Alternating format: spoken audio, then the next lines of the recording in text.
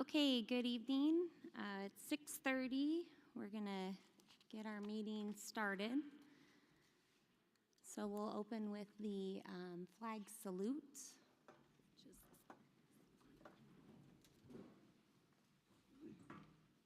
I pledge allegiance to the flag of the United States of America and to the republic for which it stands, one nation, under God, indivisible, with liberty and justice for all.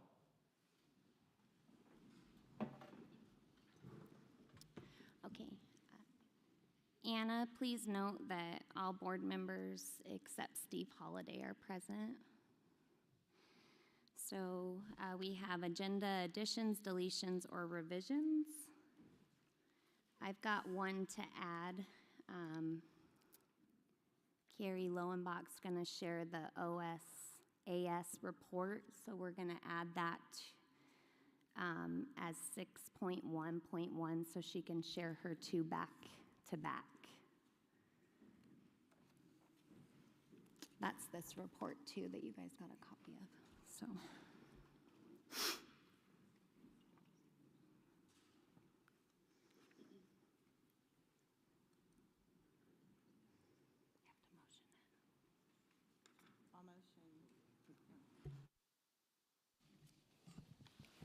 I motion to add that.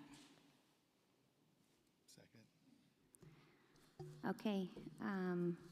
So all in favor of accepting the agenda with the added 6.1.1, the OSAS report, say aye. Aye. Any opposed? Okay. We'll move on to 1.4, and Marcus, are you in? All right. We're going to have a CCMS presentation from Mr. Hayes.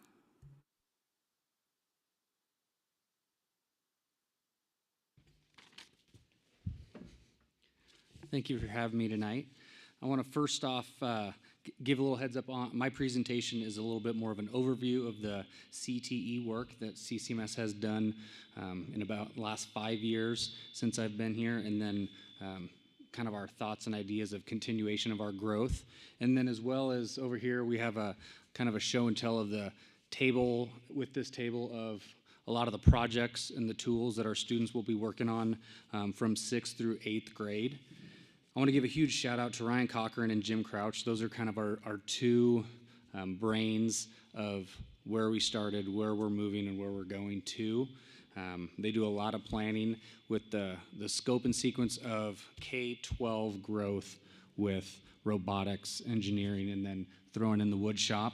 And with the main focus of all of our programs, then move into high school CTE program. And so our goal is to get the middle school kids into a situation to where then they can go choose a strand at the high school and move through their program. Within our programs, we have engineering, robotics, wood shop, and then our action lab, all where students 6th through 8th grade can choose an elective throughout the school year. And with those, engineering, the main idea, the main focus is building models and structures, bridges and towers. 7th grade works with components, switches, fuses, batteries, solar and wind energy. And then 8th grade moves into 3D design and 3D printing. We have some examples of some of those pieces over there that students are kind of creating keychains and some of those pieces from scratch on the 3D printers. And then robotics, start with Ozobots and Spheros, and then move into the Lego robotics, which has been starting to go at the elementary level. And so we've had to start transitioning our students away from Lego robotics and into the EV3 robots that the high school then uses for all their competition stuff. And so the idea is that at the middle school they get a foundation of the EV3s, and then when they get into high school is where then they code and they 3D print the gears for the robots to then move into the competition team. Wood shop, obviously starting with huge piece of safety, and then 6th grade, they do a lot of little projects with the cutting out of animals, cutting out of making toys, and then 8th grade, the big project is the Adirondack chair. and that's our first one that's finished this year. I asked a student to do a really good job because we wanted to show one off for the board presentation, and he finished Friday right at the end of the day. So shout out to Evan Provo for finishing that one up real quick. And then in Action Lab, real fun activities there with STEM activities. And what it is about 2 to 3 week modules where students can work on motors. They can pre-nursing, pre-vet science, building rockets, 3D printing. It is our program that has the biggest opportunity for growth, and that is something that we're working at, getting new modules to add to the program, to add to not just 6th grade, but then students who've had it for a few years having more options when they get into 8th grade. And then something that I really appreciate is some of our teachers are eager to go on field trips. We just got back, did some science lessons at COCC campus this last week, where kids were able to go work with, actually our teachers were kind of jealous that the equipment they were using was better than the equipment they used at Oregon State. And so it was pretty impressive, and the kids had a lot of fun. But going on these science career explorations, staff and students have presented at some conferences, and a lot of schools have been asking to kind of start coming checking out the middle school and what we have to offer. And then our teachers are real quick to jump on board with the ESD when they have some PD opportunities to further their knowledge. We have 2 teachers who are full-time in CTE classes, and then all the other electives are picked up by gen ed teachers who have the one-off period to where then they're helping with robotics or engineering. So getting them a little bit more experience for that specific class and those skills is something we're always looking to grow on. And then this next week, we're gonna have an opportunity to send, I think, 6 teachers to the ESD for some training and hands-on learning with a lot of the tools that they're working with. So that's kind of the overview. I recommend taking a look at a lot of the projects that kids are working on throughout the year, and kind of open it up for you guys to have any questions for me. Judging by the table, I'm assuming this is a pretty popular program, 6th through 8th, or do you find there's more, I guess, more students at certain levels? Is it certain programs that have more students wanting? Yes, so this is probably about 12 different electives that kids have opportunities to sign up for. A lot of it is student choice, so we rank them, and based off of what fits into their schedules, where they get those top-ranked. Wood shop is always a full class, and so a few of those are more full, a few we'd like to fill up more, and that's where just getting teachers the expertise and the practice, and that's kind of my idea of moving forward. Working with Jim and Ryan is, personally, I don't know if I want to add a whole lot more. I would like us to become experts and really good at the things that we do have, because we do have a lot to offer kids, and I think it's second to none with any other middle school I've been around and have worked with. And so I think us becoming experts at what we do have and then going from there is kind of our goal. Okay. I just learned about the Lego Lab. I have a son at Steen's Pillar, and he thoroughly enjoys Lego Lab. So I can imagine that the 6th graders or 5th graders coming in as 6th graders, that's a good transition to be able to move forward to high school. It's popular with the 5th graders. So. There's a couple, 2, 3 of the Lego robotics over there that's more of a 7th grade focus. But we've had to, like I said, adjust some of our lessons and goals because the elementaries are starting to use some of the Lego robots, and then moving into that VEX for some of those 7th graders who've had experience, and then into the 8th grade. Great, thank you. Marcus, are you still using the cruise model at the 6th grade where they all get to experiment, a sampler of all the programs? No, in 5th grade, they do create sheets and requests, so they rank just like the rest of the students, 7th and 8th grade. So based off of their interests. And then you mentioned safety in your presentation, which of course is really important. And the bigger classes get, the less safe they get. What's the size of these classes?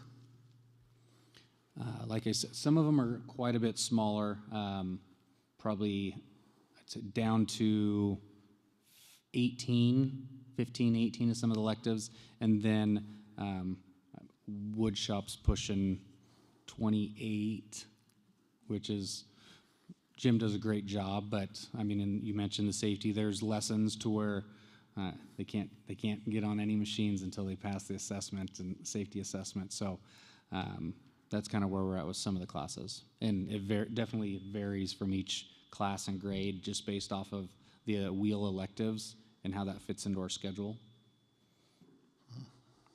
Thank you. Marcus, I have a question. You mentioned Action Lab. Is that something that's like a base that goes on through high school? Okay. Yeah, so that's like the 2 to 3 week modules to where, like if it's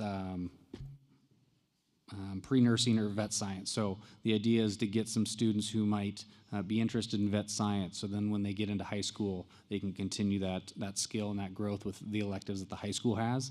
And that's kind of my goal as a middle school educators, to get kids excited and interested in what they can then further themselves and their skills in high school. Any other questions for Marcus? Thank you, Marcus. All right, thank you.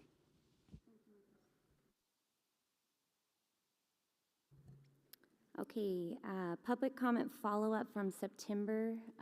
That was in Paulina, and our public comment for that meeting was the health standards, and we have that on this meeting's agenda.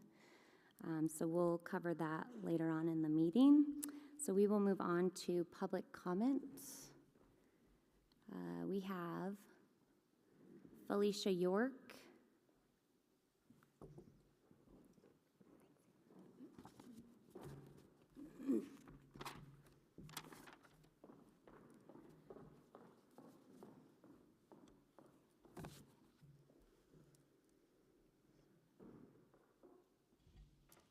Okay, I have a book. First of all, I want to update on the book situation. As you guys know, I'm now the crazy book lady. And I'm just working on trying to get the inappropriate books put behind counters in the libraries at the schools. First of all, I want to give a huge thank you to Eric, the tech guy. He has been so helpful with everything.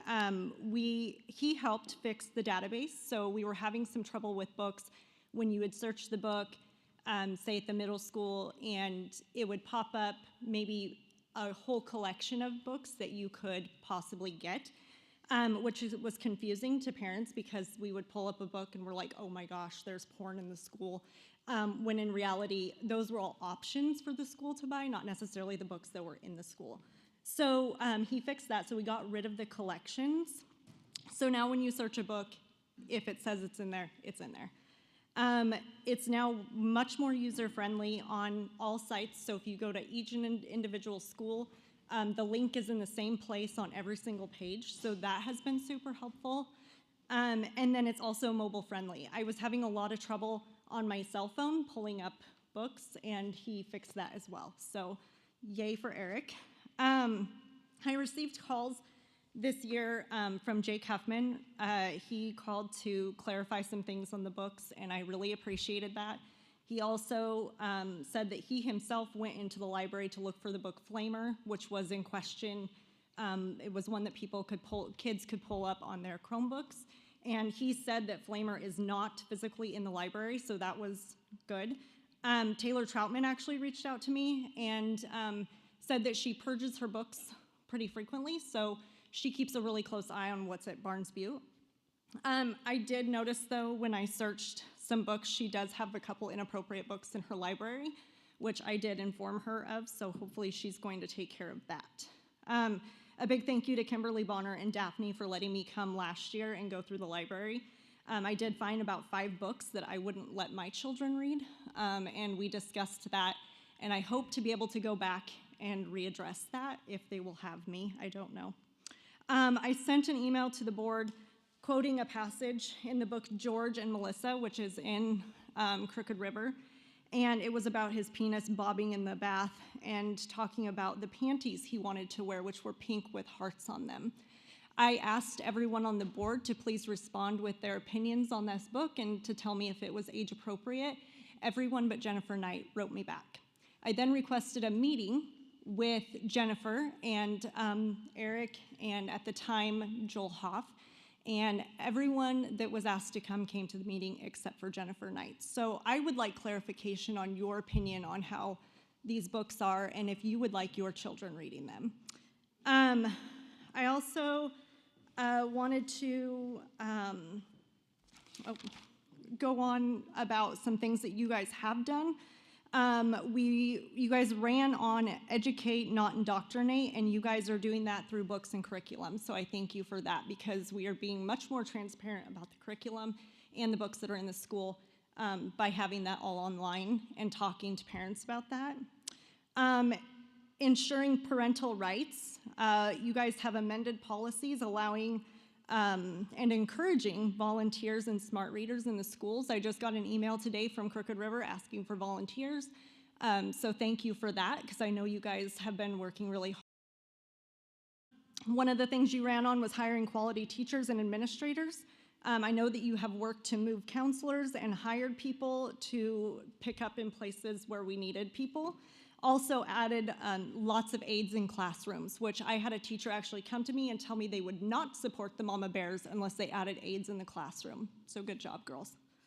I also noticed that you guys hired a search firm for a permanent superintendent. That was a lot of work, and also getting Dr. Yucca to come back to the school district, so bravo on that.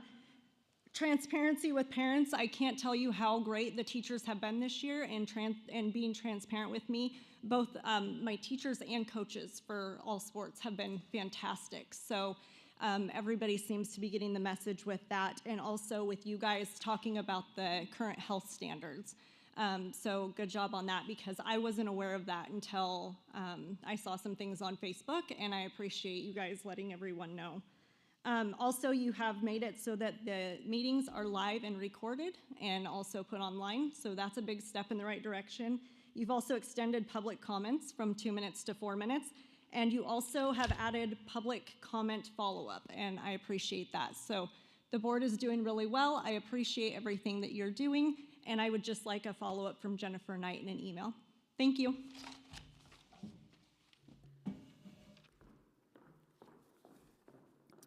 Okay, Sandy Kerbo?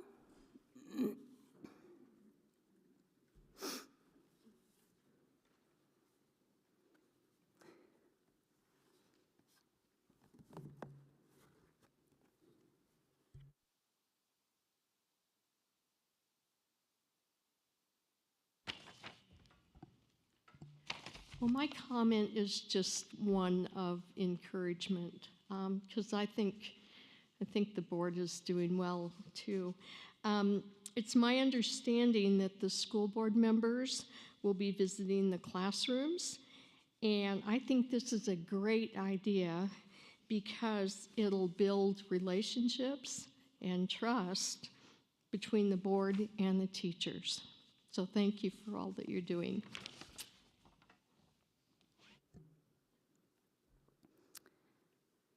Gaydon Pack?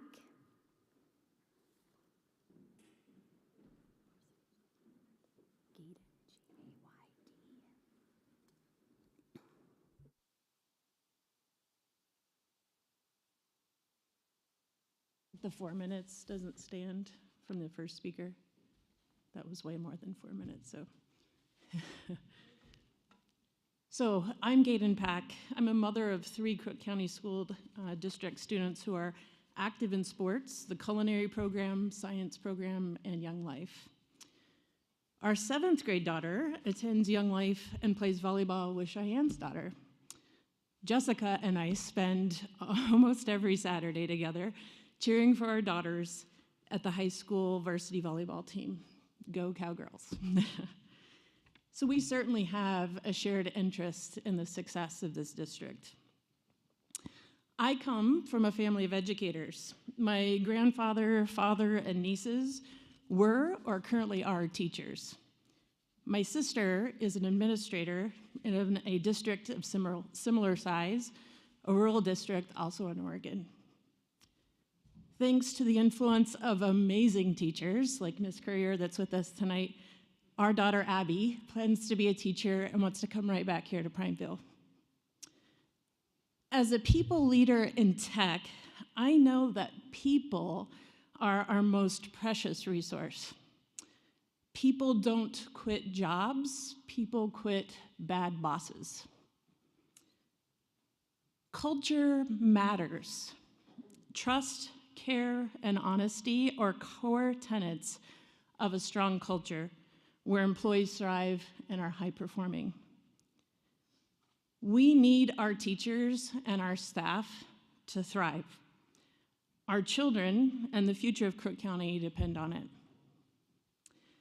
I'm here to discuss the survey that you provided to school district staff, which they delivered back on the first day of school, or September 5th, a little over a month ago.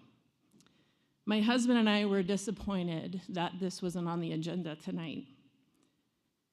You all are in a volunteer role, and I know that your busy lives probably have kept you from reading and internalizing the feedback. But you might already know that the data is alarming. Teachers and staff are not thriving and are at risk. I'm going to summarize the sentiment for you. There is a lack of integrity and negative comments about staff coming from the board via the community. There is a lack of honesty, spreading rumors about school activity that is unfounded and not true. There is a lack of respect for parents and staff when their values are not in lockstep with your own. There is a lack of respect for teachers' time and asking them to print curriculum during in-service time with little to no clear return on investment. And lastly, there's a lack of clear leadership, taking action on grudges and opinions rather than deeply educated, informed, and intentional decision-making. So this feedback is a gift, even when it's hard to hear. And keep in mind that it's the gift giver's reality. I'd like to know if there's a plan underway to publicly share what you've heard from the feedback and what your actions will be. Timeliness is key. Our most precious resource, our teachers and our staff, have taken their time to give you input. It's critical that you act with some urgency and thoughtfulness. For the sake of transparency, I have shared a high-level overview of what the staff would like to see addressed on my personal Facebook page. This is a great starting point for you in creating your action plan, and you're welcome to use it. I'll share a best practice that I've learned in leading people teams over the years when morale is low. We hear for sure in the feedback that morale is low. So my best practice is pick a time frame, 30 days, 60 days, and focus on positives. Catch people doing things right and recognize them when you do. Thank them for doing the hard and very important job. And get out of their way. Let them do their job and trust them to do so. Remember that a strong culture is grounded in trust, care, and honesty. Thank you.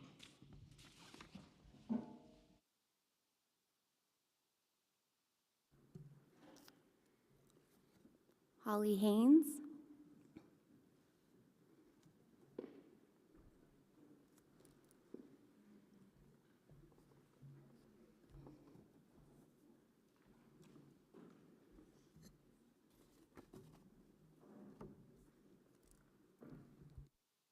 Evening. Am I on here? I am on. So I do have some questions about this survey. I didn't even know that there was a survey. I recall in attending all of the board meetings, including the 6-hour work session, that there was discussion about maybe doing a survey. And I didn't know until today that there actually had been a survey, and I don't know who issued that, who created the survey. Usually creating a survey is a pretty in-depth endeavor. And it appears from some junkety junk on social media that 2 people outside the district actually summarized the results. So I'm unclear about where the survey even originated from. Was it the previous board? Was it this board? And how did they get a hold of the results to even summarize them?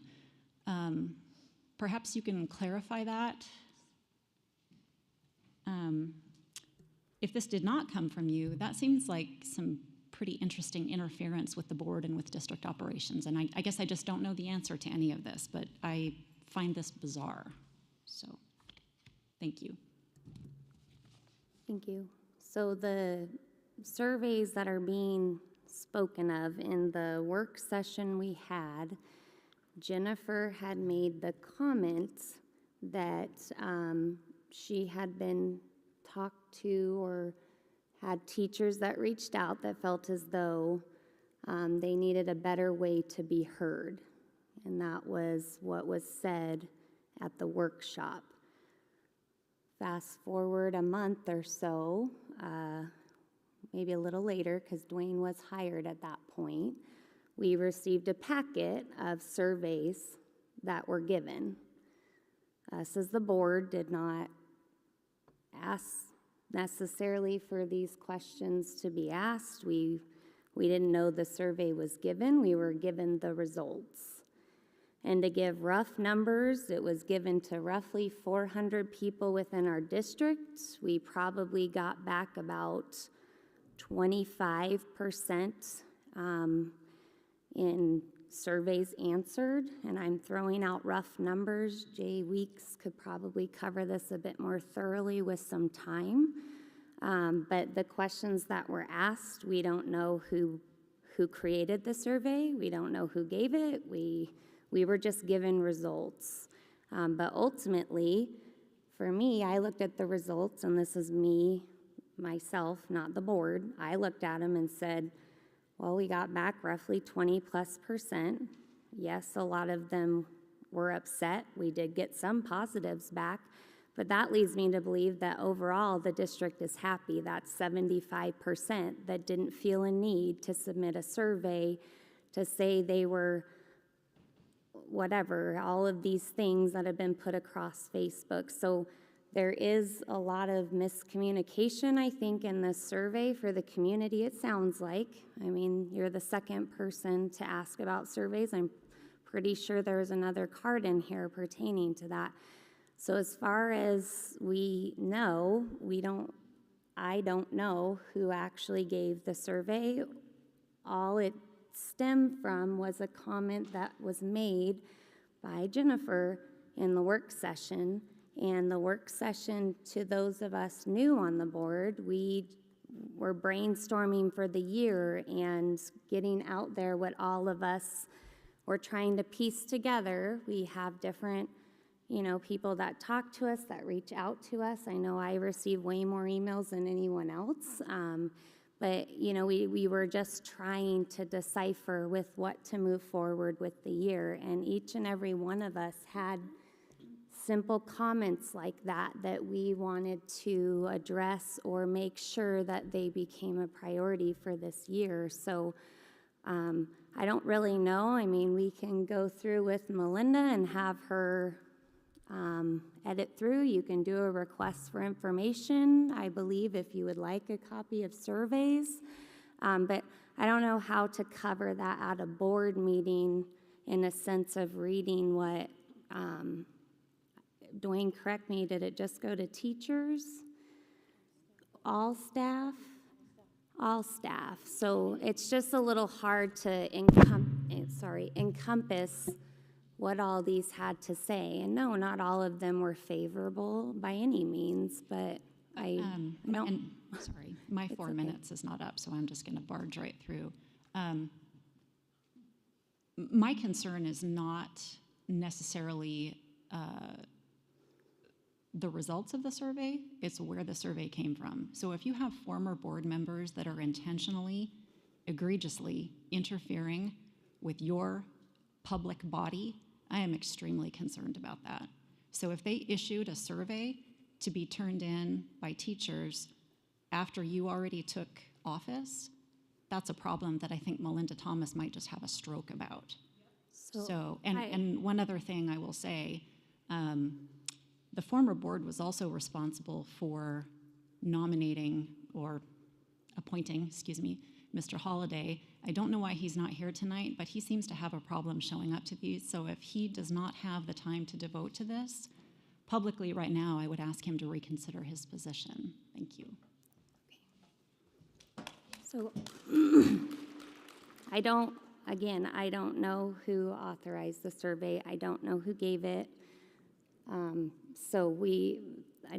I'm not going to lead to, it was the last board, I don't know. We don't know who actually put out the survey. So if that helps answer anyone's questions or the other person that would like to discuss the surveys, we don't have a whole lot more information than that, but you are more than welcome to put in a request for information and they can give you the answers to those surveys. Chair Brumble, just 2 points of clarification. We had been told at some point by Dr. Hoff that he was putting those surveys out. They came from the district office. It was not directed by the board, but you're right that Jennifer suggested it at the July 31st session, and I believe that Dr. Hoff just jumped on that and did it. Okay. As far as the summary circulating on Facebook, my understanding is that former board chair Ritter and someone else came in and acquired, through the public records process, the surveys, did their own summary for what that's worth, and that's what's now circulating, but it's not an official board compilation or any attempt to quantify the feedback that we received. It's just an analysis of what they saw in the surveys. Okay, I haven't seen that circulation, so, okay. Thanks, Scott. I would also, the last point I'd want to make, and I can speak for you, I don't know about everybody else. I read every one of those surveys, every word of those surveys. Took me a whole trip to Medford right in the back seat to do it, but I did read them and took the feedback for what it was worth. And I know you told me that same weekend. I read every survey as well. Yeah, I did too. As did I, every one of them and every word of everything, and took notes on it. And I appreciate everybody that did actually fill them out and was honest about it. I know there was a lot of, I did hear comments about, I don't really know if it's anonymous or not, and I'm not feeling comfortable with doing that, and that's fine. I think there was 64 of them. I think I counted 64. I might be off one or two, but as for me, I appreciate everybody that did fill them out. It was a lot of feedback. There was one thing that was missed, I think, in the Facebook circulation was anything that was positive, because there were positive ones in there, and we appreciate that as well, and the constructive feedback that was given, I think. So I just appreciate everybody that filled it out, and we'll go from there. Hal Lawson?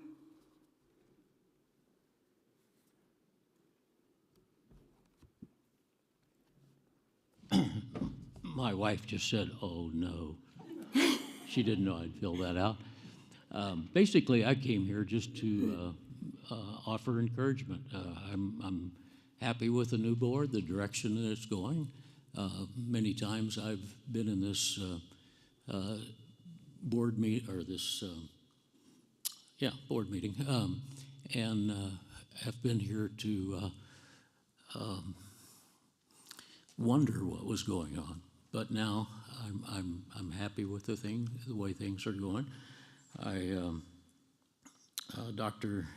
Yetcha, I get background on him from a bunch of men that I know, and you know him as well. So I'm happy with his position here, temporary as it is.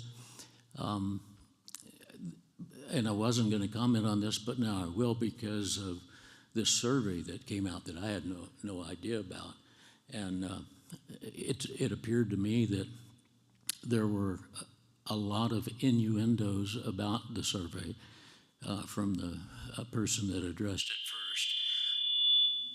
I just hope that she has some data that that people could look at to make sure that it was a legitimate comment that she's made. I guess that I'll leave it at that. But it did also strike me that Joel Hoff, who was leaving and knew he was leaving, would do such a thing without the permission of the board. So I would say I'm very unhappy about that. That sounds like a vendetta for some reason to me.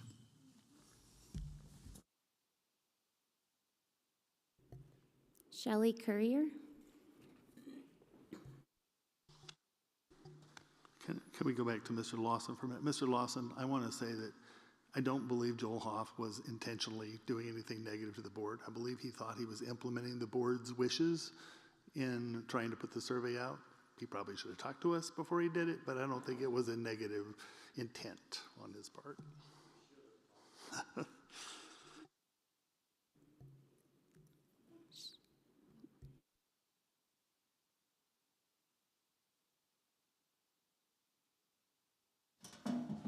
Good evening. Shelley Courier, retired teacher here for the school district and a grandmother of 3 CCSD students. And I, too, tonight I'm going to talk about the survey because I did read them as well. And I really feel, as a retired teacher, that the discussion tonight should have been about the survey. I think the timing of the survey was questionable. The surveys, I think, were distributed to staff during in-service week, which is already a very, very busy week. And I think the workload was increased by new requests from the board for additional materials to be ready for open house. Also during in-service, some staff have abbreviated schedules, so there was a very limited time for people to complete a survey that was due on the 5th of September. I've read the surveys, like I said, and I applaud staff members for being brutally honest. I can tell you from experience, and being asked to fill out surveys, it's not something teachers easily do. To say the results were less than flattering is an understatement. Members of our staff are extremely concerned about the ability of 2 of you to take this district in the direction it needs to go. Some are concerned about their jobs. Many mentioned a hit list pertaining to their jobs. How can you possibly expect our staff to do what's best for all students when they feel like they're walking on eggshells and are not trusted or valued by 2 of our board members? Chair Brumble, as the person who sets the agenda, I feel like your immediate concern should have been our staff and addressing survey results. Staff well-being should have trumped a discussion of health standards. I should not have to tell you that when teachers feel valued and secure in their positions, our kids are the ones that benefit, and learning outcomes are more positive. I can only imagine these surveys were not easy for you to read and are difficult to discuss, but transparency was a stance that we heard a lot about in your campaign, and the fact that the survey results were not on this month's agenda shows a lack of transparency, and it reinforces the fact that staff members do not feel valued by 2 of our members of the board. Please look long and hard at the climate you are creating in our schools. Have an honest discussion about the results of this survey and how you can improve the climate in our classrooms. Our kids deserve better from you. Thank you.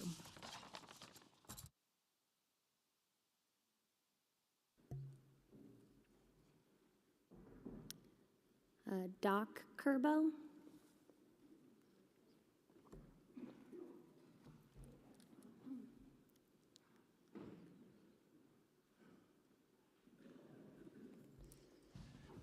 Talking in front of people is one of the things I hate to do, but I'm going to do it. I am a elected official for the PCP, Republican Party, so Precinct 17, so I'm speaking for myself and them. I am, to start off with, I'm surprised Steve isn't here. I worked for Steve for over 10 years. One of the better bosses that I've had. And I've seen him work with these kids, so I figured he would be a good board member. Also, you girls have been called mama bears, which is a good thing in my opinion. I hope you all live up to it. I would like to make some comments on comments that have been made here. And I haven't been able to come to every board meeting because I've either been at another meeting or out of town. But there was a comment made by a lady that she wanted things to continue as they were going. I don't, neither do the people that elected you. So you need to keep that in mind. Another lady made a comment that at the middle school that she was concerned about music department being canceled. It wasn't going to be. Another lady was concerned about drama classes. I don't think you need any more drama, to be honest with you. But, and then the same lady made a comment about you should rely on your teachers. You should not go into those classrooms and see what's going on. In my opinion, she's asking you not to do your job. I think you ought to go into those classrooms. The way they are nowadays, I would not go in alone. I would go in with 2 or more. You should not need to let them know ahead of time you're coming. You need to go in and see what's going on, make sure it's right. And I don't give a rip how long they've been here. It needs to be right.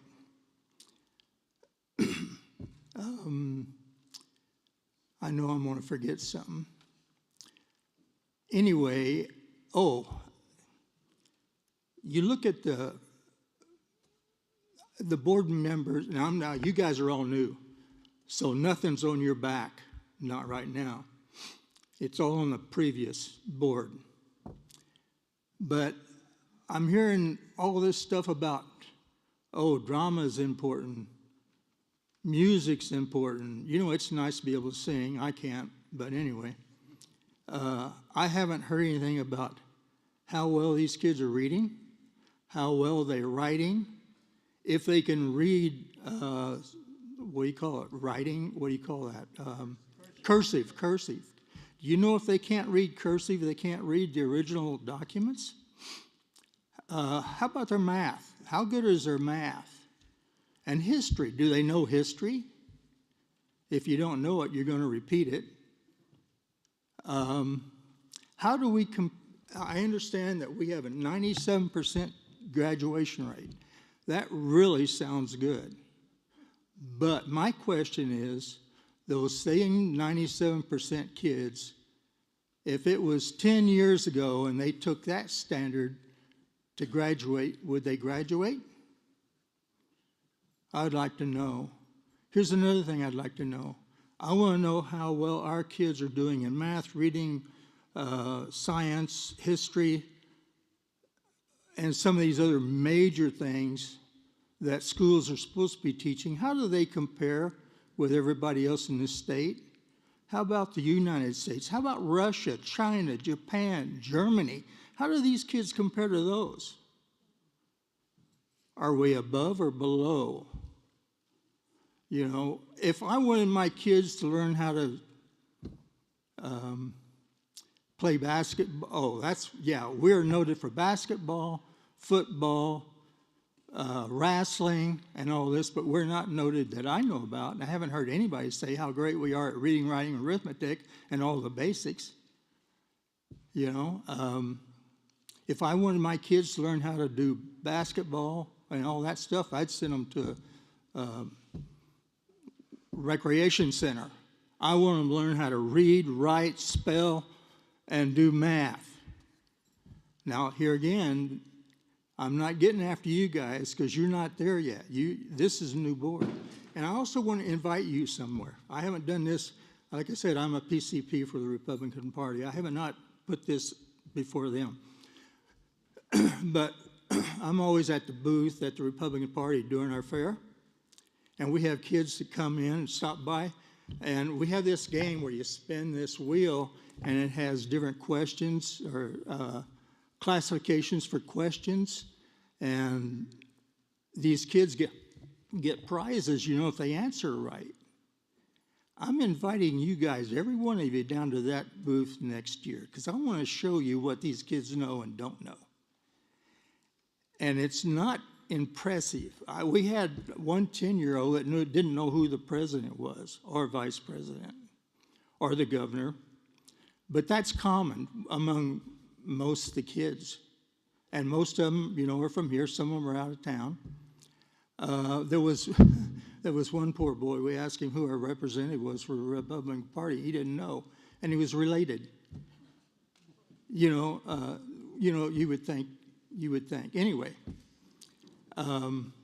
there's some other examples, but one of the things, I was sitting back listening to the questions and so forth, and there was a person next to me, you know, and the questions were being asked. Most of these questions are too hard, and a lot of adults can't even answer them. You know, like who's your representative for the Republican Party in this county? You know, a lot of kids, and like I said, one of them, it was related to him, you know. But anyway, some of it's pretty embarrassing. We had to actually make up questions that they couldn't miss in order to give them candy. But this one little girl come up, there was actually two of them, and they were asking questions. She started answering these questions, and I looked at the guy and said, I bet she's homeschooled. And that's one of the questions that we ask is, where do you go to school? What grade are you in? You know, where do you live? And you know, the kids that could answer most of the questions and were calmer about it, and they just, something about them that was higher quality, in my opinion, were homeschooled. They were homeschooled or they were Christian school students. We would try to give them questions that they could answer to get candy, depending on what school they went to. And I would love for you people to come down to that next year. I personally invite you all, or one at a time, come down. We'll get you the questions, let you answer them, and find out how educated these kids are for this area. You know, but there again, I want to know how we stand compared to Russia, China, Japan, and Germany. Class per class, you know, grade for grade. And I'll tell you, if you look at the results, you might have a tendency to give up football and all these other sports in order to get these kids educated enough to live on their own, you know, and work. Look around and how many kids you got out there working that won't work. They're waiting for government money because they can't work. They're not smart enough to work. Now, for me, I worked till I was 83 years old. 83? Yeah. What am I? I'll be 85 in November. I think I've been retired for a year. Like I said, I worked for Steve for about 20 years, but I'm surprised he's not here. He's all right, isn't he? Do you know why he's not here? I believe Steve is fine, yes. I think he had a pre-planned vacation. Oh, okay. So, Well, I can understand that. I just got off of one. yeah. Anyway, thank you. If I can help you, I'm easy to find. You want my input, you got it, okay? Okay. We good to go? Yes, thank you.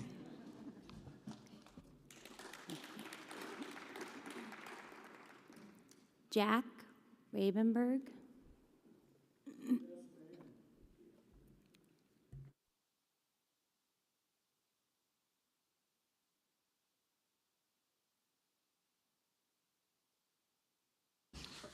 I'd like to start out by saying thank you to Anna Logan. I try to take every opportunity after these board meetings to tell her how much I appreciate the work that she's done and continues to do. And as a board, I hope you will take every opportunity you have to express your appreciation for the work she does. As the CIO of this school district, in my opinion, I don't think there's a better CIO in the state. Maybe there is. I don't know too many others besides Anna, so I'll just give her those accolades. Let me also express my support to the board, as the board is today. I appreciate every one of you that are up there, even you, Scott. Even though we might have some issues at times, I still appreciate the hard work that I know you're doing as a board member here. I would like to take this, just a few minutes, and I hope that there are parents and interested citizens on the Zoom meeting, because there's not really a whole lot of us in the bleachers. There's a few of us, but I hope there's more people out there that I might enlighten.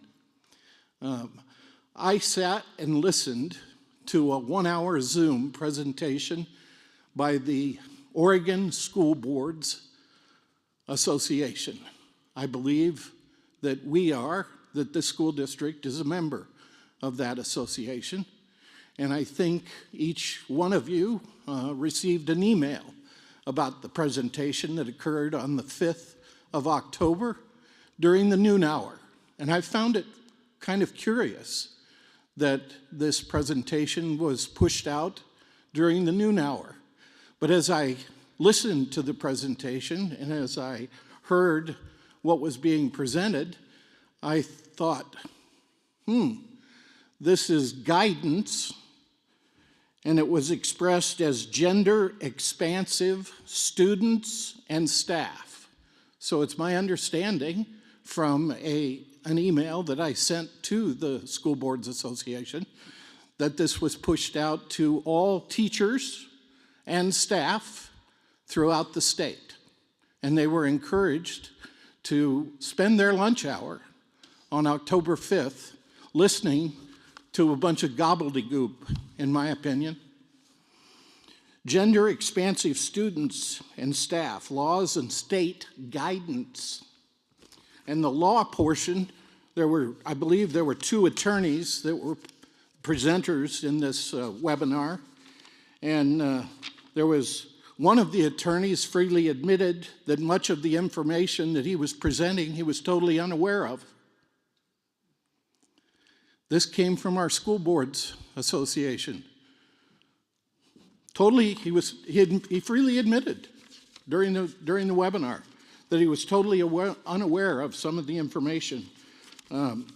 Particularly, I remember one segment of the presentation, dead naming. He was totally unaware of what dead naming was. He was also totally unaware of what two-spirit meant. So without going into the in-depth about the presentation, I won't waste anybody else's time, but this is a recorded presentation. And please, if you're concerned at all about what's being pushed out to your teachers, these are the teachers of your kids.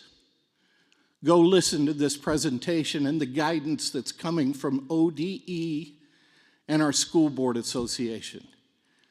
In my opinion, it's disgusting. And I won't even go there. So thank you for giving me the opportunity to talk to you. Brian and Vicki Iverson.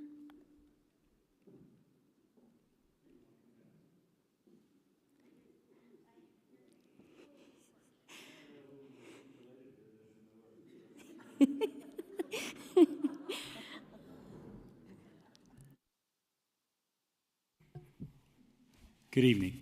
Am I last to speak in the public comment? You are. Good. I'd like to leave it on a high note tonight if we could.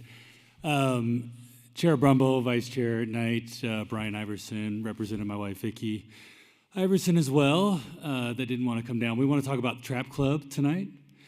And our youngest son started Trap Club last year as a freshman, and he so enjoyed it that he was playing 2 sports in spring, golf and trap. They had to go to Madras to practice for trap after golf practice, at least one night a week and then again on Saturday, just to get enough shooting time in. So Britt would play golf, and then he would throw all of his gear in the back of a truck, or Vicki and I waiting for him, and we would zip him off the Madras and sit there, and he'd hurry up and shoot and get home or we usually have to stop at Taco Bell or something on the way back. But, it was 8:30, 9 o'clock by the time we're home. And talking with Coach Hildebrand and everything, and I said, well, how come there isn't a trap here in Crook County? And they just, well, there isn't any place to put it. So we put our collective heads together. We burnt some toast, and we kind of had, Brett came to me, and I just said, well, if you want to do it on the ranch, we can do it right here on the ranch. We live just east of town. We have a couple acres that's Britt's dirt track. Alex and Britt love to ride dirt bikes on it and stuff, and it's not really used by us. It's right next to our hay sheds there. And talked with Coach Hildebrand. He talked about what he needed to get it done. Really all it was just coming up with the money to pay for the actual equipment that they use, so the actual thrower, and then the communication gear when you yell, pull, that sort of stuff. So everything else would be donated, and Vicki and I will donate our portion of the ranch, the 2 acres, to the Trap Club to use for the purposes of trap. We may or may not get to shoot a few times ourselves, but that might have to, especially since Britt just beat me on Saturday in practice. I wasn't too excited about that. But they either have to go there or they have to go to Bend Trap Club. They have a fall crew right now, and Saturday we had to drive all the way out Milliken to the Bend Trap Club just to get their practice in. So this would be, I think, huge for the kids of Crook County. Trap Club is your fastest growing sport right now at the high school. It's grown exponentially over the last 3 years. When they started, I think, with 8 kids, and the spring season, they have a spring season and a fall season, and so the ability for kids to do another sport and be able to get out to our ranch, which is only 2 miles east of town, and have that ability to shoot trap and get home. We have a separate commercial entrance already. If you guys are familiar, you guys have, we have a precedent in regards to cross-country team using our ranch to do a fundraiser run that they did every year for many years, the Jerry Brees Memorial Run, that sadly stopped. I think there was just some coaching changes, and then they just didn't continue to do it. So I believe the Trap Club has asked for $40,000 from you guys, and I would hope that you would find that the ability to come up with $40,000 with the exponentially new number of students that you're getting because of how well you're doing in Crook County you would be able to come up with some of those funds. Those pieces of equipment will always remain in the property of the Trap Club, and if anything were to happen, they would come back. The only thing that I would need for my insurance agent would probably be the same thing we got from the cross-country runners, which is basically just an indemnification letter that if the kids were to get hurt or do something stupid, that we're not held liable. So we would want to make sure that the Trap Club would sign off on that. So we're just here hoping that you guys will find it in your budget to move as much money as you can our way to help provide for that. We have a fundraising committee that's willing and committed to find additional funds for whatever we couldn't come up with regards with you guys helping us out. So, sorry, Brian, could you just clarify on the funds? So is it $40,000 for a thrower, or? Oof, you might have to ask Allison up there or Wayne. I don't know the exact details, but they're basically one trap cost about $20,000. Okay. Wayne was able to get the other stuff to build the concrete. SMAF was going to help us out with that, the block to build the trap that it goes into. So it's basically one thrower and then all the other equipment that goes with it. So it's the equipment to do it. So And it then sounds- we'll provide the electricity and all that sort of stuff. So it sounds like you have the property, you have somebody to help build what the trap would be in, you have somebody donating time, materials, whatever that looks like for platforms for shooting. So the Trap Club, I'm just trying to clarify, the Trap Club is looking for just the equipment portion, in a sense, to get the club to Prineville, so they're not traveling to Yeah. Bend or Madras. And two, we could do one at a time, but going to practice there with the number of kids we have, if we only had one, so you have 5 kids that could go at a time with one thrower. Oh. If you have 40 kids, that could take a while. So, and when you're out there, you're building two can be going at the same time. So there's enough room to do that. So, and we also, and so anyways, building 2 at the same time makes more sense from our standpoint, because then we could actually put more kids through practice quicker, so they're not out there till 8:39. How many kids are you at right now? Because this is a spring sport? Spring and fall. So we started the season, our first year with 8 kids. The second season, our spring season, we wound up with 22. This is our fall season, which is basically like a spring ball, like it doesn't really count necessarily, and we're already at 29. And this would be kind of a one-time this isn't like an ongoing investment. This is kind of a one-time investment in the equipment to do it. The traps and the concrete and stuff, I mean, they can last for a long, long time. So, and then we'll be committed to fundraising going forward because the cost going forward is really just the cost of ammo at that point. Does each kid have to pay a fee? Yes. Okay. They pay a fee, correct me if I'm wrong, Allison. They pay a fee to both the school and the U.S. Trap Club in the spring, and then only the U.S. Trap Club in the fall. They pay $35 for the actual league itself, and then they pay a player fee that's the same amount as, softball, football, and the regular athletes.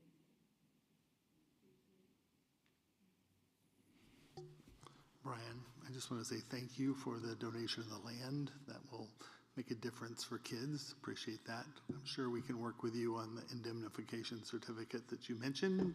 The great Hannah will take care of that. Yes. I would refer you to Oregon statutes. There is a statute buried in there somewhere that gives you a complete exemption from liability when you donate private land for public purposes, public recreational purposes. And I'll bet you know people who know how to read statute books and find statutes. So you can probably find that if you look I'm looking for it. for. It's a really powerful little statute, but it isn't in a weird, it's in a random place.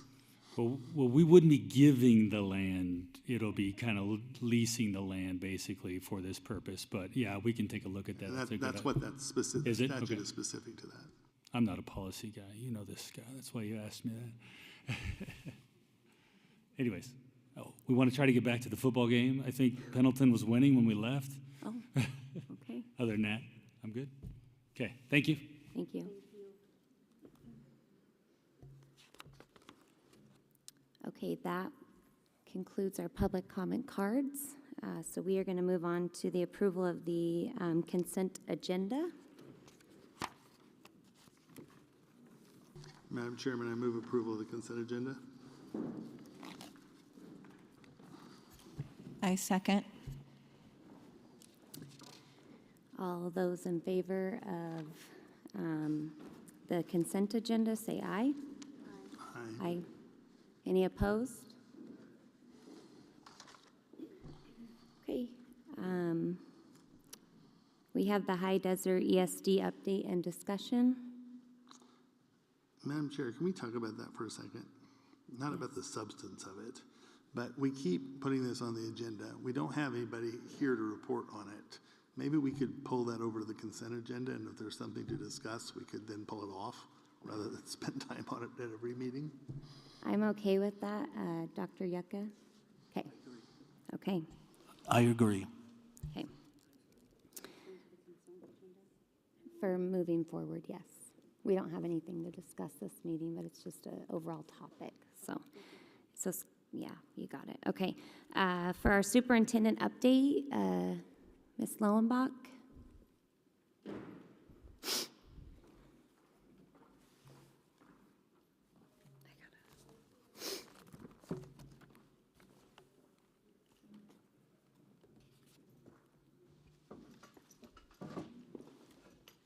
Hi, you guys. I've got two things tonight. The first thing is something that happens every year at this time in October, and it's the Division 22 report. It's a compliance report. Every year, ODE asks us to make sure that on those 56 Division 22 standards that we are in compliance. Our choices are either to be in compliance, out of compliance, or doing corrective action. So over the last couple of months, I've been looking into those OARs around requirements around elementary and secondary schools, and we have two things that we are in corrective action in, and everything else is compliant. Our two corrective actions, one is on page number 2, and it is the middle school PE minutes. This has been out of compliance or in corrective action for several years now. PE minutes, the requirement for PE minutes changed this year, and it decreased from 225 per week to 150 minutes averaged out per week for grades 6 through 8 for PE. Our middle school gets close, but we are not averaging 150 minutes per week in PE. Our corrective action with the help of Mr. Hayes this year, we have adopted or instituted 15 additional minutes in the morning of some structured activities monitored by our PE teacher. That's one of the requirements by Miss Lee and Mr. Brooks. And so kids, when they come in the morning, before they head off to class, after breakfast, they can do volleyball or walking or basketball. So if you come in here in the morning, and that got us into corrective action. So in order to be in compliance next year, we have to figure out a way to get our kids some more structured PE minutes. Mr. Hayes is working on a schedule so that it works with the middle school schedule. So Carrie, does that, if kids are coming like dropped off at the bell, they're not getting those minutes per se? Yeah, So potentially, but if you come in here in that morning, there's a lot of kids doing a lot of activity in that time frame. Okay. Yeah, especially with the doors opening earlier. I would say that we're hitting probably 85 to 90% of our kids, but Marcus might be able to verify that. A little less, probably 75%. Yeah, 75% of our kids that way. Okay. Yeah. Carrie, is there a minimum duration for the minutes that should be put in? You know, these like 6 5-minute blocks, will that work? For the time in the morning or just PE altogether? Just PE, to meet the 150 minutes a week. To meet the 150 minutes a week, the new requirement just says it has to be averaged out over the year. So they could do PE 3 days a week for 36 weeks, and depending on the time block, but it doesn't have to be a particular like 15 minutes or 20 minutes or 40 minutes. No. So ODE told us we could be in corrective action with this 15 minutes of structured time in the morning. But this is the last year they would they would let us do that for 1 year, and next year the schedule will have to change if we want to be in compliance with this. So what I'm wondering aloud is that we know from lots of research that when children are allowed to move, it enhances learning. If you just lock them in the desk for 3 hours, particularly boys, that does not work well for them and does not produce good outcomes. Could we not structure a system where we, if we don't have any minimum durations, we just have to hit the averages, where we build movement time in to the end of every class and somehow achieve those minutes and achieve the objective of making sure that it supports learning as well as physical activity? Just throwing them in a block on the playground for 30 minutes and say we did PE doesn't do them any good. Right. One of the requirements is that they have to be structured at time, meeting PE standards, overseen by a licensed physical education teacher. Of course. Yes. Believe me, we looked. So what does that look like, potentially adjusting whole days? Like, I guess if you need if that suggestion doesn't work and you need the license, because we have 2 PE teachers, So we would potentially need to restructure like all class periods so the average minutes for PE would go up? Well, we would need to, and Marcus, you can correct me if I'm wrong, but we would need to offer PE for longer than the one trimester. So every sixth, seventh, and eighth grader takes PE for one trimester right now, which is how they're getting their minutes. It gets close, but not quite long enough. So I believe what the plan might be, or one of the things that we are looking at, is offering PE or making sure that students have 2 trimesters of PE, but in order to do that, they might have to be in mixed grade level PEs. So right now, 8th graders take PE with 8th grade and 7th with 7th.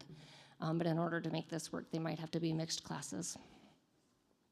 And these minimum standards are legislated, not regulated, right?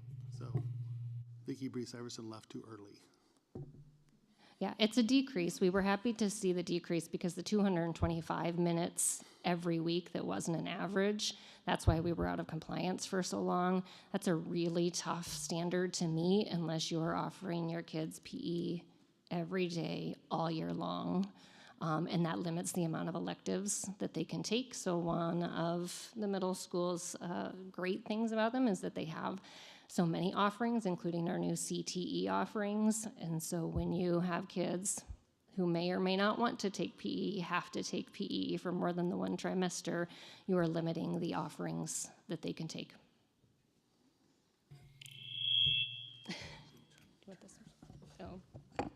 So, and that's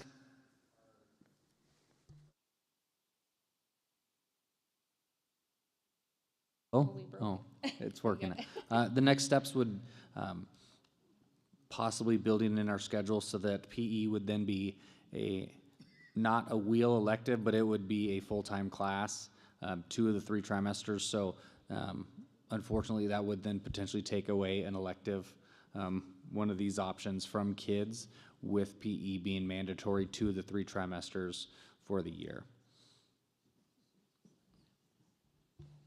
And there's no way to get around this because it has to be by a PE teacher.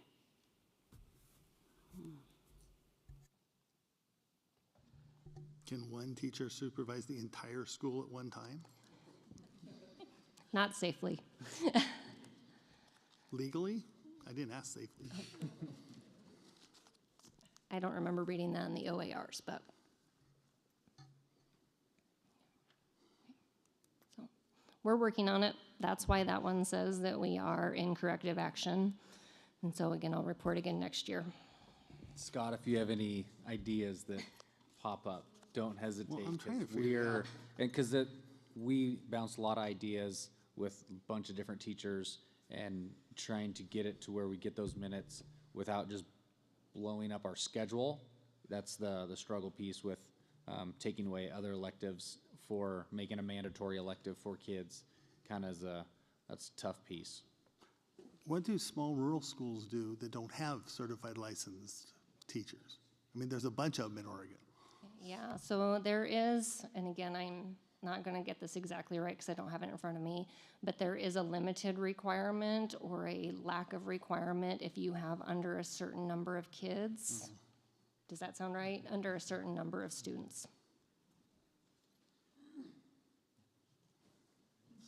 And you can't work in their sports. Like, for example, when my daughter's missed PE, they've given her a log to write down, like, go for a run, or if you do volleyball practice, that'll count, and you can't ask for an exemption or exception. You can count that again, but keeping track of who participates in sports and who doesn't participate in sports, and then capturing just the kids who don't. That is one of the ways that we tried with the 225 minutes, and it just figuring out their minutes and having a kid say at the beginning of the year that they were gonna play basketball or wrestle and do track, and then maybe not, and then you get to the end of the year, or you get to, May, and a kid has not gone out for track that you kind of assume that they would, and then trying to get them their PE minutes between May and June. It's just an unmanageable record-keeping piece.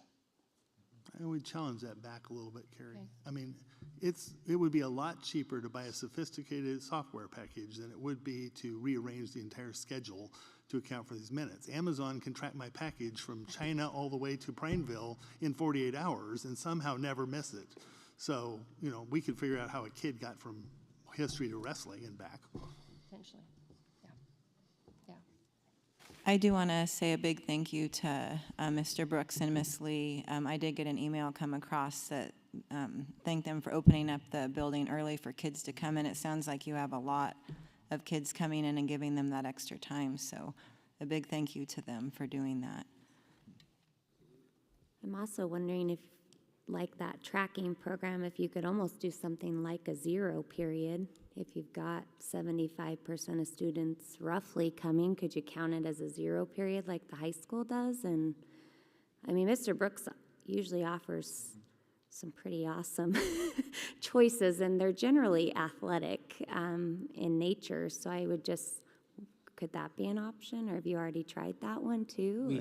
We have explored that one, and then the big piece is that every student has to get those minutes, and so we know most of our kids have those minutes met with sports and then the PE one trimester per year, but then it's then tracking those ballparking 30% of kids who wouldn't have met all those pieces, all those minutes. Okay, so you're looking at the lesser of the group in a sense. Okay. Carrie, would you do me a favor?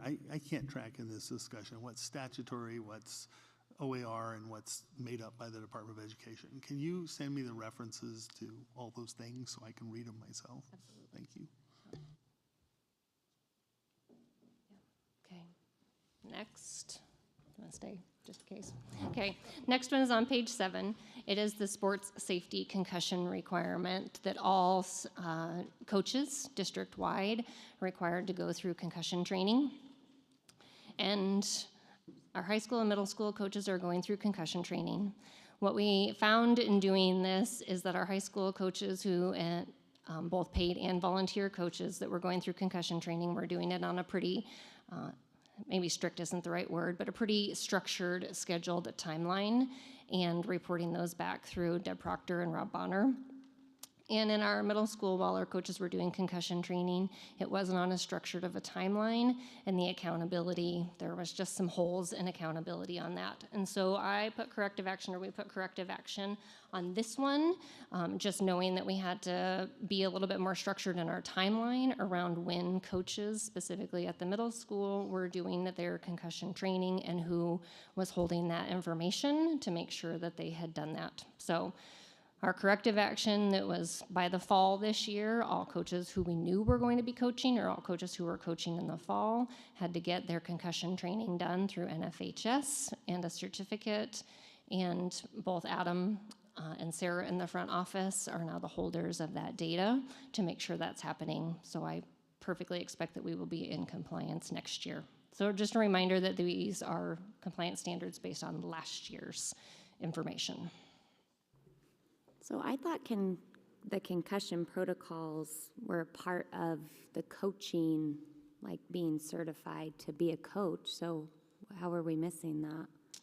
I don't think that we were missing that. We just weren't gathering the data about when and when coaches were taking care of that. Okay. There was no central space. So at the high school, it was real easy because Deb Proctor takes care of that and Rob Bonner takes care of that. Okay. At the middle school, it was just a piece that who holds that information, and it's being done, but we needed to make sure that we were holding that information. Okay. Yep. Okay. And that's it for Division 22. Scott, I will get you that form that has all the links to all the OARs that go with that. If you would send it electronically, then I can just click on them. Please don't make me type them in. I promise. One question, mostly for the benefit of the new board members. What happens if you don't come into compliance with Division 22? Because we've been through this before. Yes. Well, I am also new at this, so I asked the very same question, and it sort of depends on the standard. So after this, by November 1st, I have to turn these into ODE, and then they look through. And so there are obviously, or maybe not obviously, there are standards that are probably I don't know, maybe higher important or more important, higher priority that ODE makes sure you're following through on. PE minutes, while important, I'm not sure if there's an ODE, police that's going to come. But there are possibilities in our district that we could face. Yes, some sanctions, thank you for the word, some sanctions if we do not, if we are out of compliance on some of these.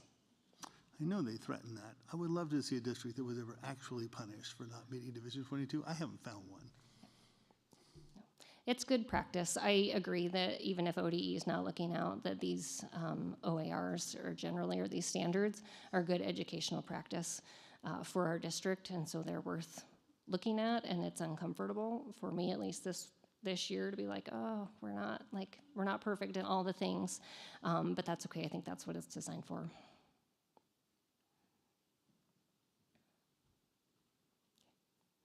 Any other questions about Division 22? Carrie, I have a quick question. So you're going to turn this into ODE by November 1st. Can they come back and say, you know what, that's not good enough. I need you to come back with something different? They can ask about our corrective actions and tell us, give us some feedback on whether that corrective action is good enough or not. As with the PE minutes, I went ahead and reached out to ODE ahead of time and just said, here's the corrective action that we would like to take, and got an okay by Susan Payne at ODE for that. Okay, thank you. Yeah.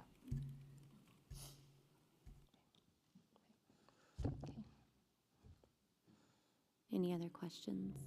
You want to move on to your next report, Carrie? I'm up next. Yay, 2 in a row.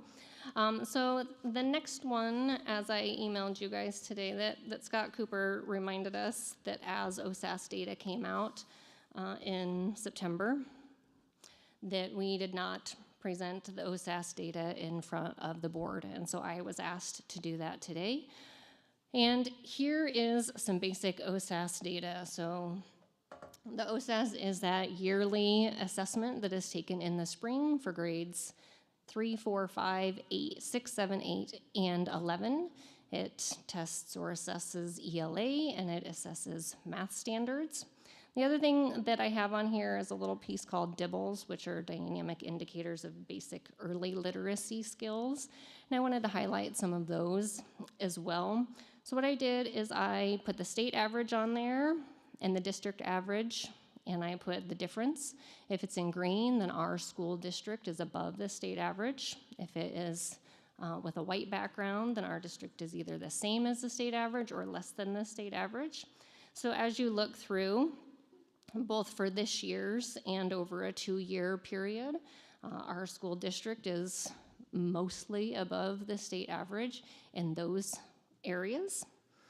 And then the other piece that Scott asked me to do is to do some comparison for districts around us. And so I chose Jefferson County, Madras, Redmond, and Ben Lapine as compared to Crook County School District. I did not code those green because I would have had to decide which one we're comparing it to. But again, if you look at the percentages across the board, Crook County School District, comparing ourselves to regional schools and comparing ourselves to the state, is doing really well. Those dynamic indicators of basic early literacy skills, those DIBELS scores, I did this year's data and then last year's data. Specifically, these are K through 5, all kindergartners, first graders, 2nd, 3rd, and 4th, and 5th. Take a DIBELS diagnostic test in the beginning of the year, and then they are reassessed in the middle of the year, and then at the end of the year to look for growth. Those are pieces that kind of depend on the grade. Letter recognition, nonsense word fluency, oral reading fluency, word recognition, all kinds of skills are available on the DIBELS test. And last year, at the end of our year, the ones in green, kind of on the left-hand side, 73% of our kindergartners left kindergarten based on DIBELS score at core or core plus, which means that according to DIBELS, which is a nationwide normed exam, that almost 3/4 of our kindergartners were leaving core or core plus in all those skills. And our first graders doing well as well, and our second graders definitely made some growth from the year previous.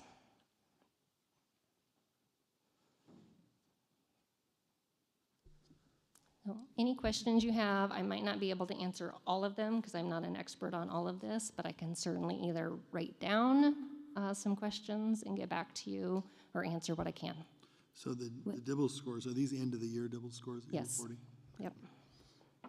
Which exam, Carrie, did we have less than 50? You have a note on here, less, but I don't see that. Yep. Is it the high school Yep, only? any with an asterisk, so all the Okay. high school scores actually average about 33 to 38% of our high schoolers that take those OSAS, they opt out. So they're all offered it, and many families opt out of those tests, and that's pretty much the case, not statewide, but region-wide. And those kids that are, well, the high school scores are 11th grade, right? Are those Yes. All 11th grade? Yep. So I would just point out to the board that in addition to the fact that only half the kids took it, or less than half, that the 11th grade is the hardest year for the AP and the dual credit. So for highly stressed students, when you go to them and say, would you like to opt out of yet one more test? It ain't a hard thing to figure out. I opted all my kids out of it. And so that does also leave the group that's testing to be not representative necessarily of the whole school because you've removed your high performers. It's a problem. I would agree with that. Our oldest that just graduated, he started his college courses his junior year. Is there a way to maybe have this standard done with 10th grade or a different year maybe? This is a statewide 11th grade, so I believe, Jake's still here. So I believe that sometimes the test is offered a little bit earlier in the junior year, but the window is only open a certain time frame, and that's in the spring, and generally it's their junior year because the test is designed to either test what they know at that time or be predictive for how well they'll do in college, and so any earlier than that would make it, but I'm not sure the data would give us, or we would get any better data about what the kids knew. I just want to make a statement. I've made this before. So this test, this all-important test that we measure our progress by, is the choice of the state of Oregon to use this test. We are not required to do this. This is our test.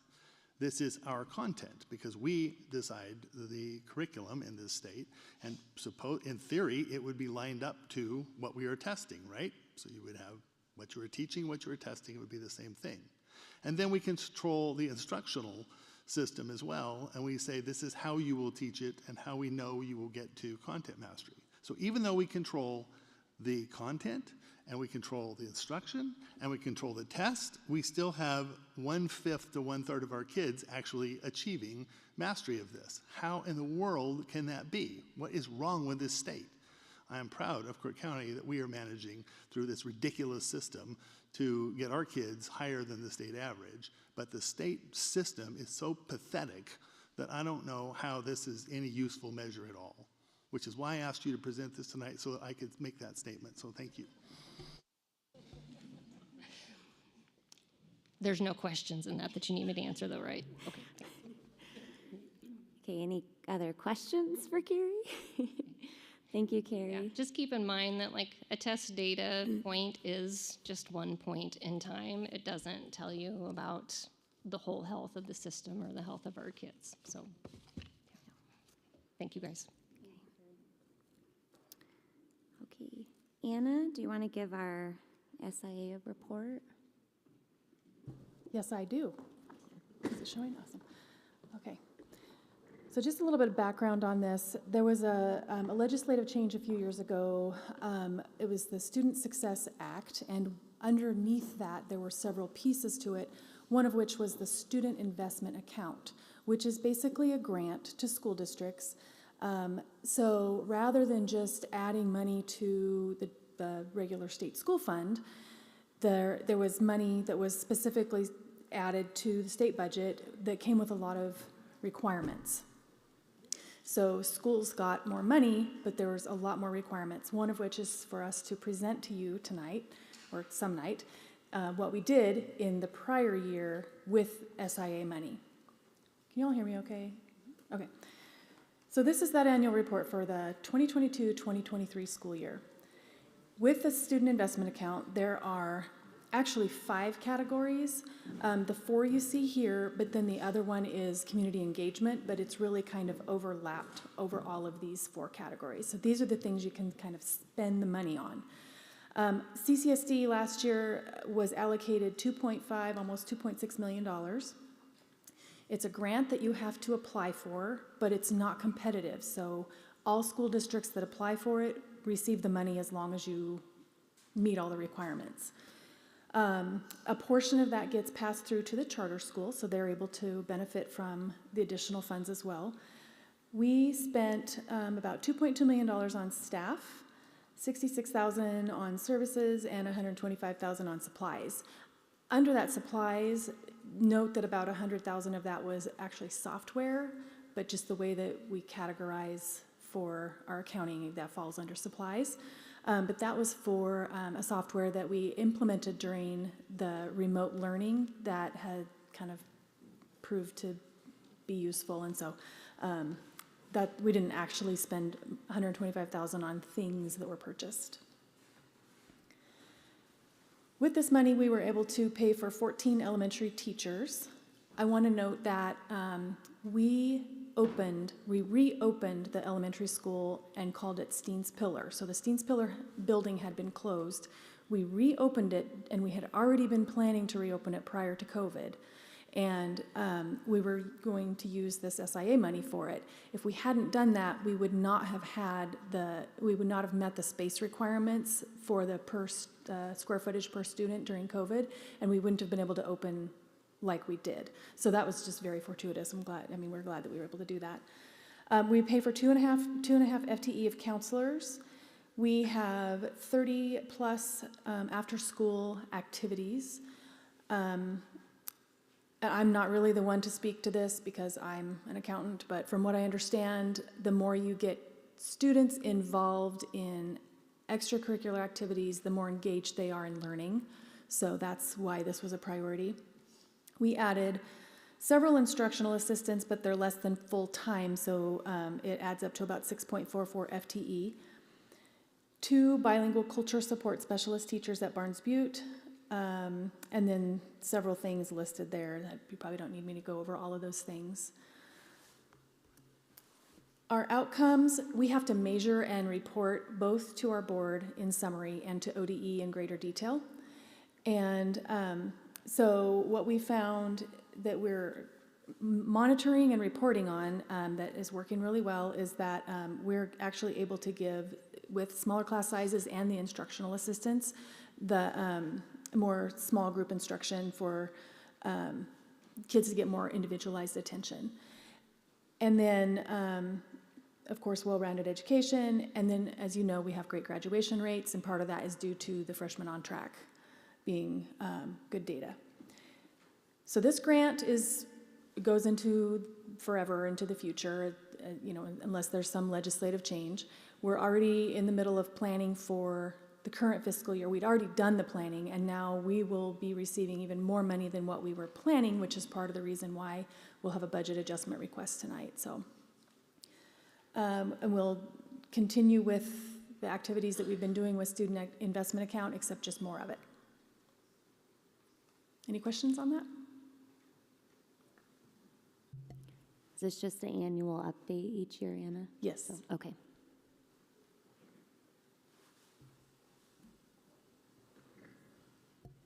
Thank you, Anna. We're going to move on to Eric Ryan and Michelle Williams with our transportation software system upgrade.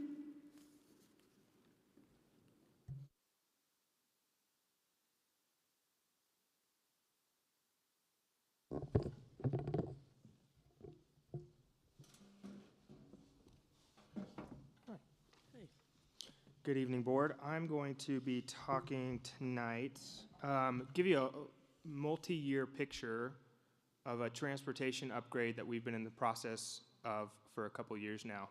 So where we started, where we're at now, and where we're going.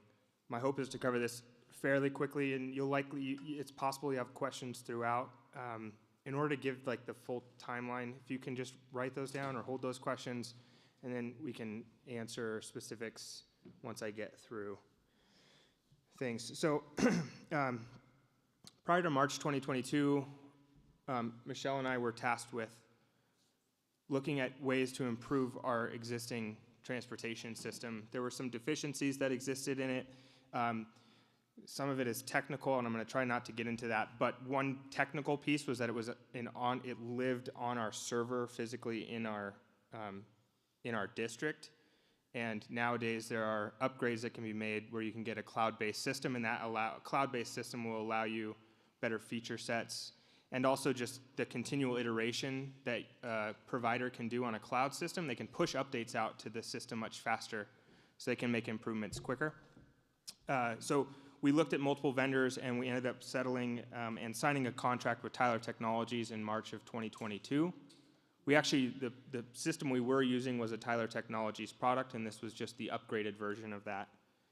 So the first main kind of core project we did was upgrading from a system called Versatrans to a system called Traversa. Very similar in how they work. One's just cloud-based. It allows for things like dynamic routing, where if you have a certain number of kids that are on a route and you hit a certain threshold, it'll actually split that route into multiple, and it'll do it kind of intelligently. It expanded our maps outside of just Crook and Jefferson County, so now we have the whole 48 states, contiguous states. So when you have, in the future, when you have trips, all phases are completed, if you have a trip where you're going up to Washington for an event or something, you'll actually have turn-by-turn instructions all the way to your destination, rather than just being locked into the 2 local maps. And then cloud systems like this offer improved access. So if somebody's having to work from home, they don't have to go through a bunch of hoops to validate that they are a member of the Crook County School District. They instead can authenticate through different measures and can access that system securely while doing it at home. So there's some improvements that come with that, efficiency gains that come with that. We completed that work in August of 2022. And so all of last year we used this new routing system to route bus routes for students throughout the year and for summer school. In March of 2023, we kicked off phase 2 of this project, which is called Ride 360. And what Ride 360 provides is, prior to Ride 360, substitute bus drivers were holding paper maps, or at least carrying paper maps with them when they drove, so that they knew what their route was. And what this does, what Ride 360 does, it puts a tablet in the bus for the driver. Routes are pushed to that driver based on who that driver is and what routes they are scheduled to run that day. And if a substitute comes in and they are assigned a certain route, they're going to have those routes pushed to their tablet as well. And it's going to give them turn-by-turn instructions as it pertains to a bus driver. So it's going to have you not take a unprotected left turn. It's going to have you take right turns to get to your destination. And it will, if you miss a turn, or if there's some road closure, it's going to reroute in real time to get you to your destination. This really helped. The purpose of this was really to help better equip our drivers and keep those drivers safe and the students that are riding on the buses safe.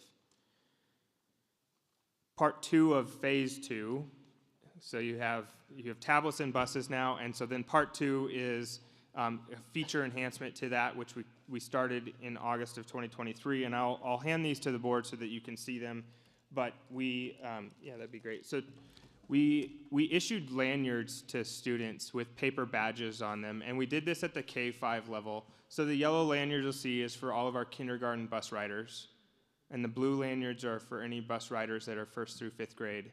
And we gave them paper badges, and there's a sticker on that badge. You'll see one of those has an example sticker with some basic information for that student that helps the bus driver identify them and ensure that they're on the correct bus.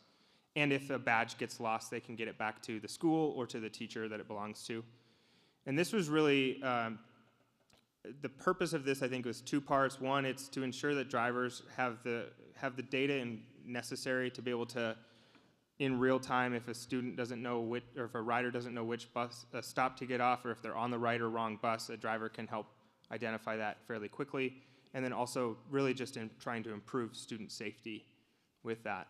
We started that to kick off this school year, and what we're looking to transition into between now and the start of January 2024 is to really transition those from paper badges to plastic badges that have the same tag of information on them. There's just going to be added longevity to that. We're going to keep the yellow lanyards. The feedback from the drivers has been really positive, that this is really helpful information for them.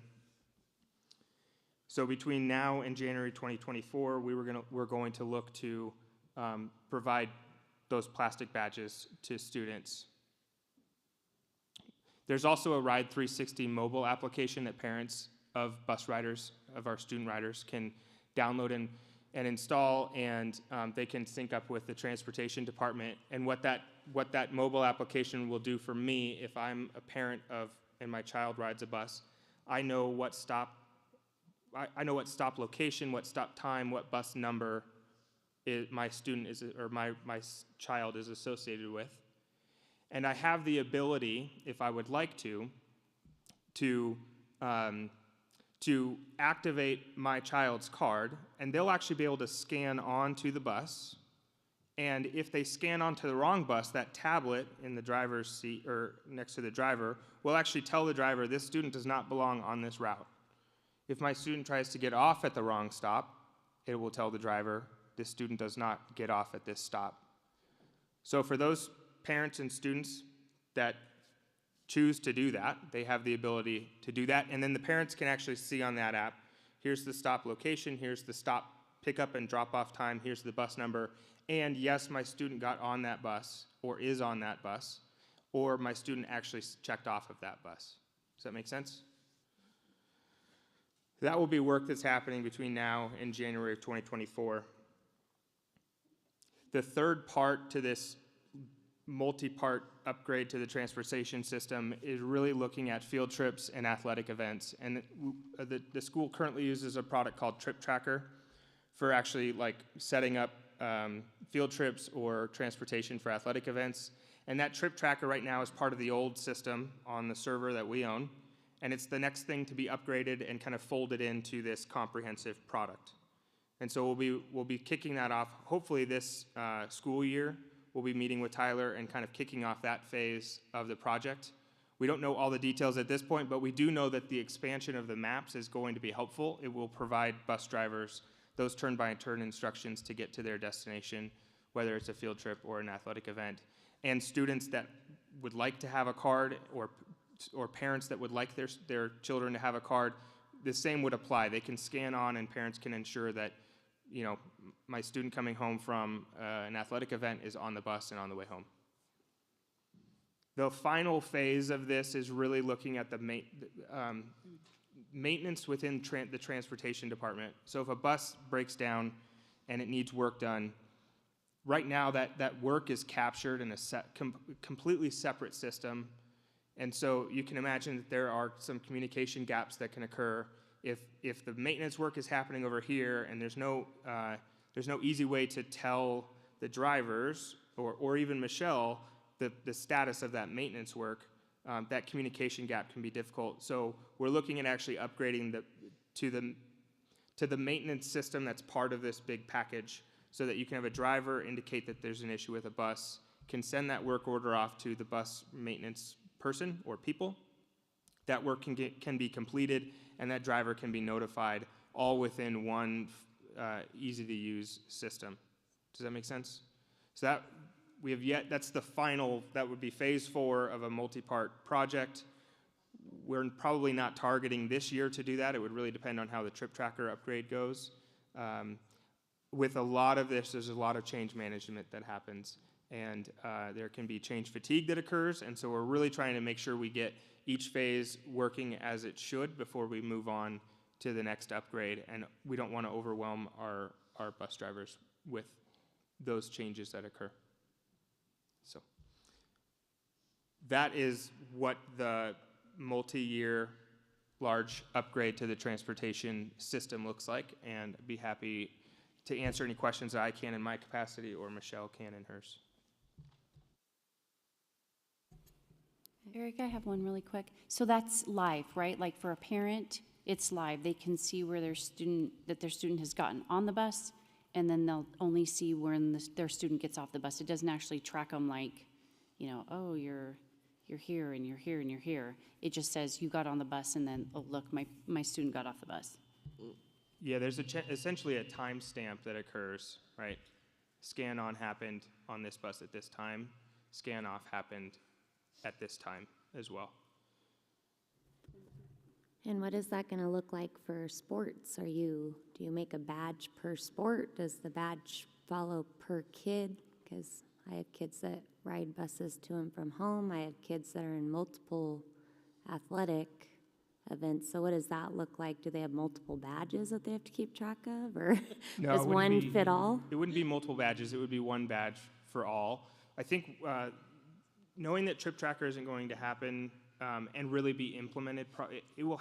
Our hope is that it happens in this school year, but it's likely that we wouldn't implement it until the start of next school year, just because it's much easier to test and pilot and then and understand how it all works, so that we can manage it and then roll it out at the start of a school year. So my hope would be that we have enough good data and good learning out of this year, because there's things like how many badges are going to get lost, and what do we do about a lost badge, and there's questions that you have to answer whenever something like this happens. My hope is that we can learn a lot throughout this year, and we can then, having done a year of this, that won't be new next year, and we can have the capacity to roll out something new like the athletics component next year. So what year did we buy this software? You stumbled. March of 2022. That's what I thought. So I swear I've seen this presentation before. This was the cell job presentation. I don't remember the maintenance part. I might have stopped paying attention at that, but I do remember the first three very clearly. So I had thought until earlier this year that we were in full implementation of this. What happened since March of 22? Sorry, I'm just opening my notes here. So I'm going to back up a little bit because I did speak incorrectly. We signed in March 2022, and typically when you sign something, then it's up to the vendor of like, okay, when can we get on your schedule? And so we got on their schedule. It would have been in April or May. You have a 6 to 8 week implementation period. And in August 2022, we had the first phase, which is Traversa. That's what we had rolled out. We're back on their radar in February, March of 2023, having used Traversa for 6 months. And we had, let's see, in March 2023, I was at the district office with Michelle doing the implementation of the tablets. And we did roll that out, and we have been using the tablets since that time period. There was a lot of questions and discussions about how we wanted to approach these passes, these safe rider cards, that's what we call them. There's a lot of questions around it because you've got to think about, like, do you give every kid that, K through 12? Do you just do K through 5? Also, it's March 2023, so do we really want to push something out in May for a month and see how that works? We actually piloted it at the end of the year for a month, but we're not going to fully roll something like this out until... So I think what I would say is, due to the complexity of certain projects, I would love to move faster, but due to the complexity of projects like this, they are kind of, you take a big chunk out of a project like this every year.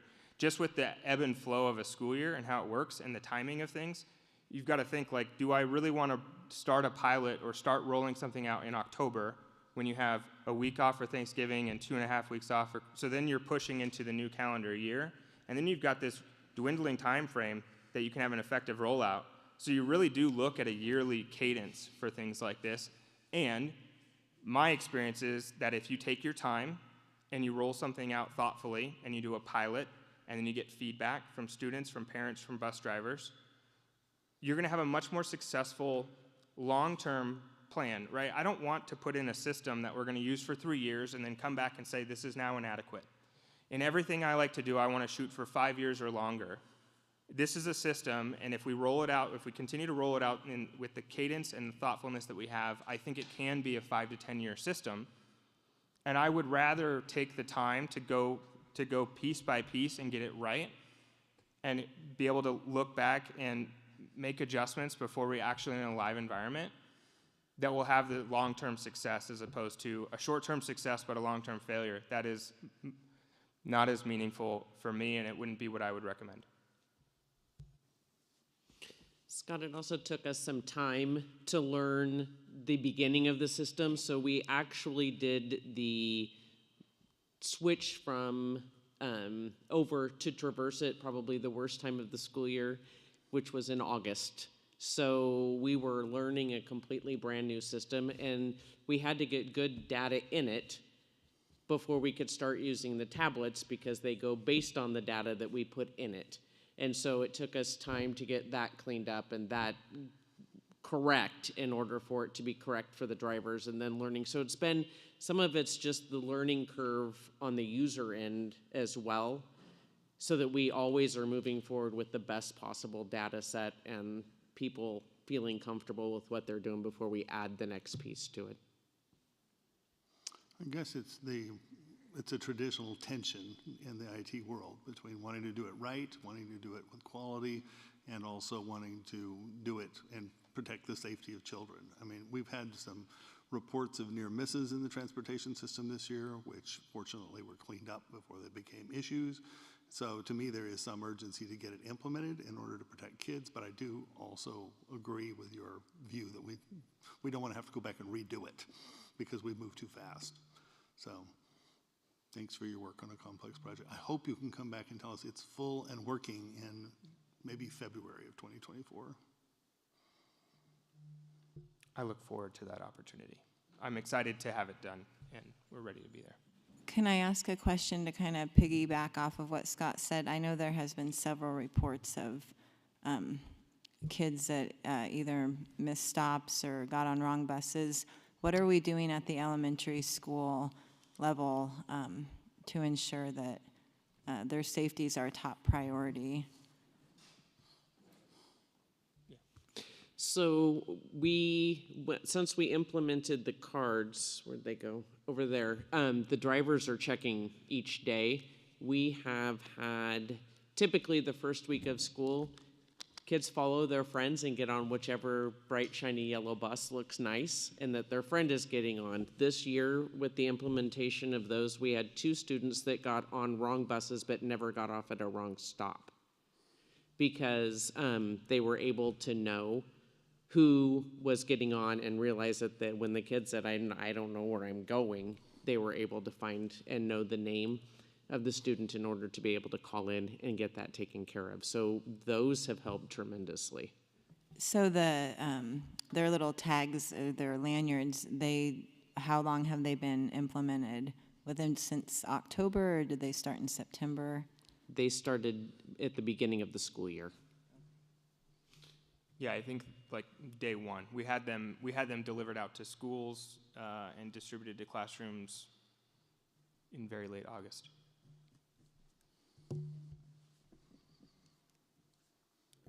Thank you, Eric.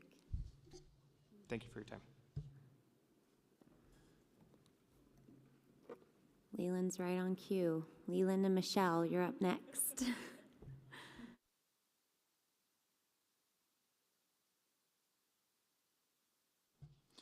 So most of this information it is all Michelle's. I wasn't really involved with anything in transportation before COVID. And so she's the expert here, so she's going to just go through a lot of the changes and the differences between the two. Okay, so pre-COVID, we had a non-tiered start time. So a tiered start time is when you're bringing in the kids at one group of kids at one time and one group at another time.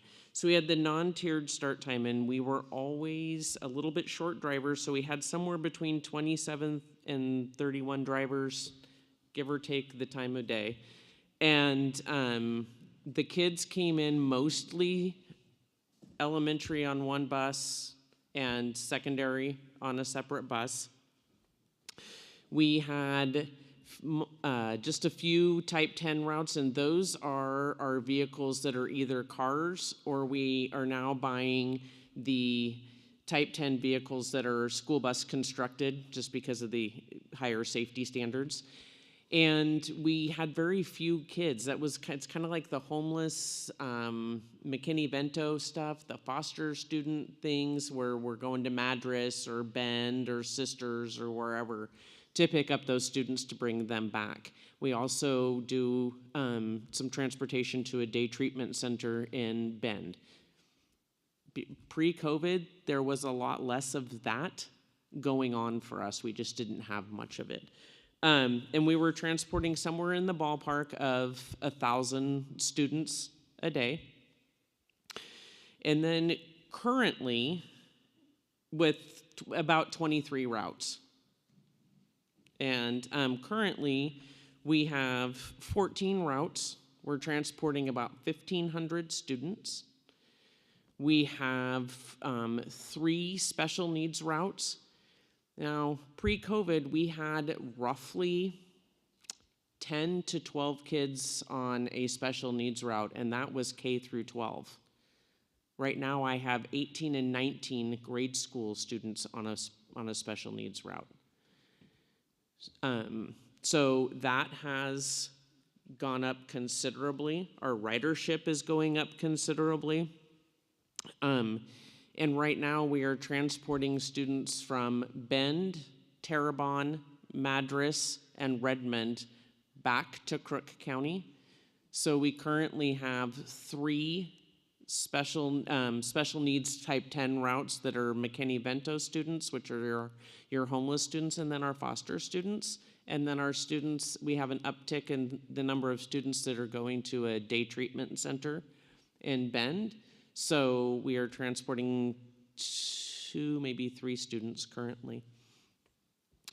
And then to go back and look at how would we do what we're doing today if we brought all of the kiddos in at the same time.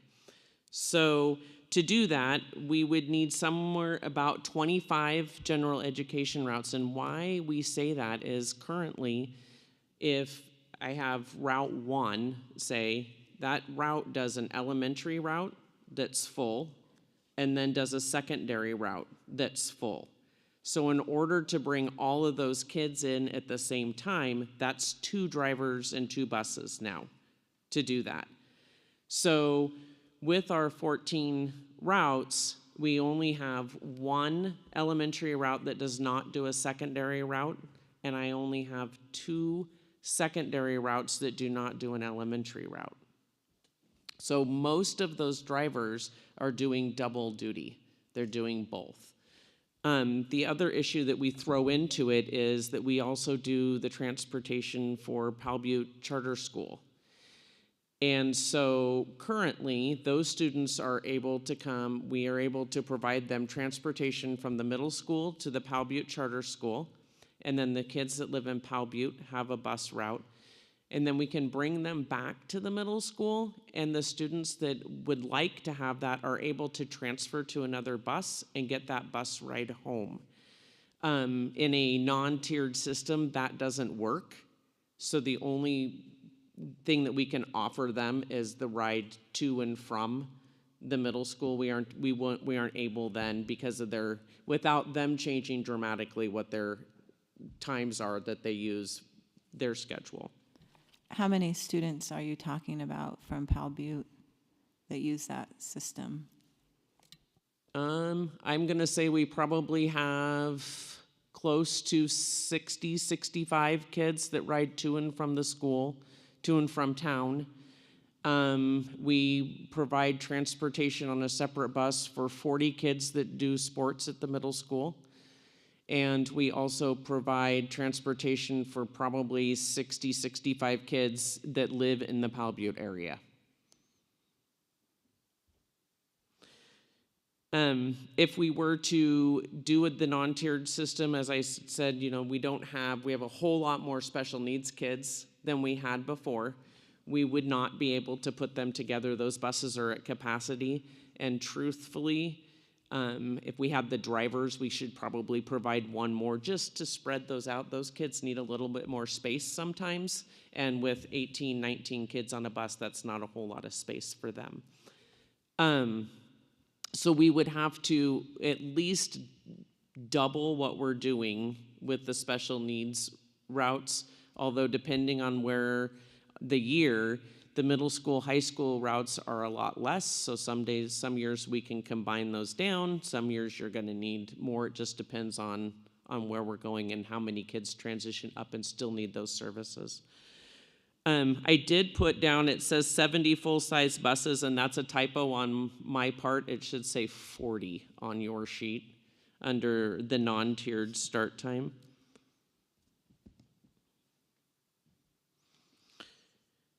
And the Paulina and Brothers routes stay the same. We need 2 in Paulina just to cover the distance. And then there's always 1 bus in Brothers. Do you have any questions about what's there? If we did something, if we went off the tiered system, how many more drivers would it take? Currently, we excuse me, have about 25, and it would take about 20 additional drivers. Can you find 20 additional drivers? Not likely. Because not only does that, Scott. One? We have some, but not only does it take and put it on the non-tiered system, part of the reason why we retain the drivers that we have and at least 3 of the new hires this year is because they can work enough hours to pay their bills. When we go back, most of the drivers were only driving 3 hours a day.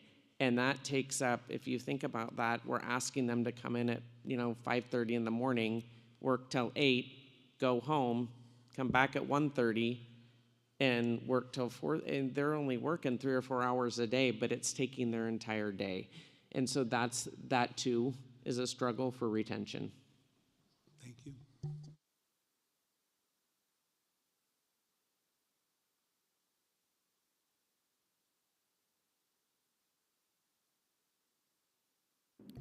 Michelle, do you know how many special needs buses we were using pre-COVID and how many type 10 vehicles we were using pre-COVID?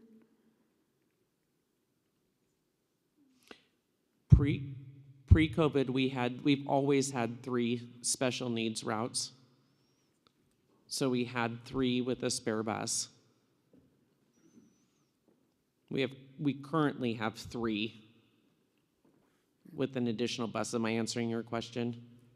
Yeah, I was just looking at the non-tiered now as opposed to non-tiered pre-COVID. And those are just things you have listed on the non-tiered, but I don't see on pre-COVID. So I was just trying to kind of go down the line just to see where the differences were, that's all.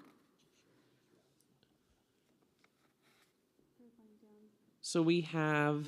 Well, those are routes, not the actual, vehicles, that's why. Are you asking actual vehicle numbers? So yeah. We have about 4 type 10 vehicles.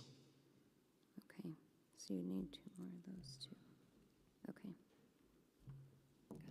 That's pre-COVID, Jessica. Okay. The busing thing is a big issue for me. It really, really bothers me that we have the tiered start times. And I mean, we just heard Ms. Lowenbach talking about not having enough time to get in our PE minutes, and we have our kids starting school at 9 o'clock. It's such an inconvenience for parents to have to drop off their elementary school kids and then wait around. And when we have parents that are working or they have other obligations to do, and I just can't quite wrap my head around the fact that we didn't have a shortage of drivers, even when they were doing, the 2 part-time, 3 hours here and then coming back for 3 hours. I mean, I do understand that we have a shortage in the workplace, but we need to come up with some solution in which to fix this problem that our kids start school at 8 o'clock. I mean, part of the training for school is to get them to be ready in the workplace. And kids can't, tell their employers, well, I'm sorry, I'm just not going to show up till 9 o'clock. And, if they go to their college classes or whatever, that they're doing in the real world, it doesn't really work like that. And so this after COVID, pre-COVID and after COVID, this is a big contentious issue for me personally, that I want to figure out how do we get back to regular start times from 8 to 3. I can tell you we did not have enough drivers pre-COVID. I had my own bus route for multiple years. My mechanic drove every day. We didn't have enough bus drivers even pre-COVID. And so I have very few drivers left that were here pre-COVID. And the other piece that we fight against is that they can go to McDonald's now and make almost the same amount of money, which is a challenge for us, and with such less responsibility. So we do have to consider some of those things. I hear what you're saying, but I do know that we do have to consider some of those. I just read that the national company that does some of the like routing and electronics and how do you find where my child is on the bus kind of thing, they sent out a survey last year, and 92% of the schools nationwide have driver shortages. It's not just here, it's everywhere. So it's always been a problem for us to get drivers. We've always been short. And I don't see that problem going away soon. Michelle, do we take into account when we make our routes where sex offenders are by any chance? We live rural, and my kids, if they choose to ride the bus, their stop is not where we live, so they are left walking to a stop, and one of them is obviously the major cross streets, and the closest one to us just had 2 new offenders registered to it, and so as a parent, I'm not really keen on having any one of my children walk to that. Do we take any consideration into those things when making routes, just out of curiosity? It's a good, Jessica, we haven't been. I know our old program had some of that information in it. We don't have it, but when parents bring that to our attention, then we definitely look at alternative locations. Okay, and I don't know where they are particularly off that road. I just know that we get alerts when they're registered. So I know they're within a vicinity of us. So like now I run into the predicament, and this is just us personally, that I have a little guy in elementary that can be, their doors open at 7:55. And then I have 2 high schoolers, and Jake can correct me if he's still here if I'm wrong, that say 8:40 is when their doors open? Nope. Oh, okay, well that helps me out. From the times I had, I couldn't even get my little guy to school, and my high schoolers would have to wait an hour to go to school, or my little guy has to be late by 20-ish minutes, so my high schoolers aren't waiting too long to start. So I know we were working on the preschool stuff, which sounds like it's in effect at the high school, according to Jake. So that helps us out as a family. I just know that there are a lot of working parents that are having a struggle, and I think Cheyenne's right. We probably need to do some more brainstorming on the before schools or something for parents that work, because I don't have a job outside of our home, and it was hard for me to get my kids to and from. So if we could look into the stops as well with the registry of sex offenders, that would be appreciated.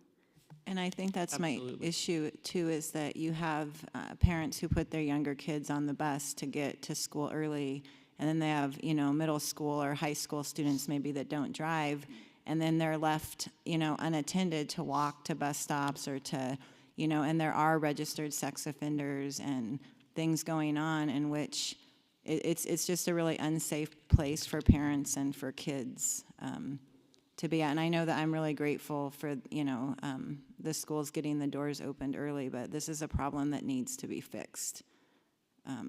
So we do need to brainstorm, I think, on this.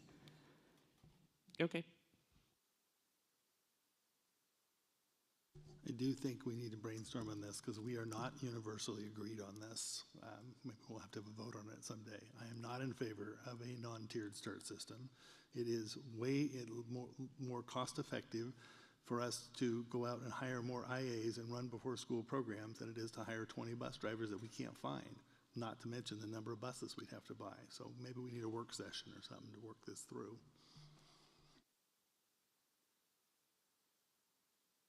Yeah, and I think my main issue is just making sure that all kids can be to school by 8 o'clock, so that parents have that option to have them in a safe place. I definitely hear that, and I think we should try and find solutions for parents' scheduling issues, but there are ways, multiple ways we can do this. Make everybody win. Thank you, Michelle. Thank you, Leland. You're welcome.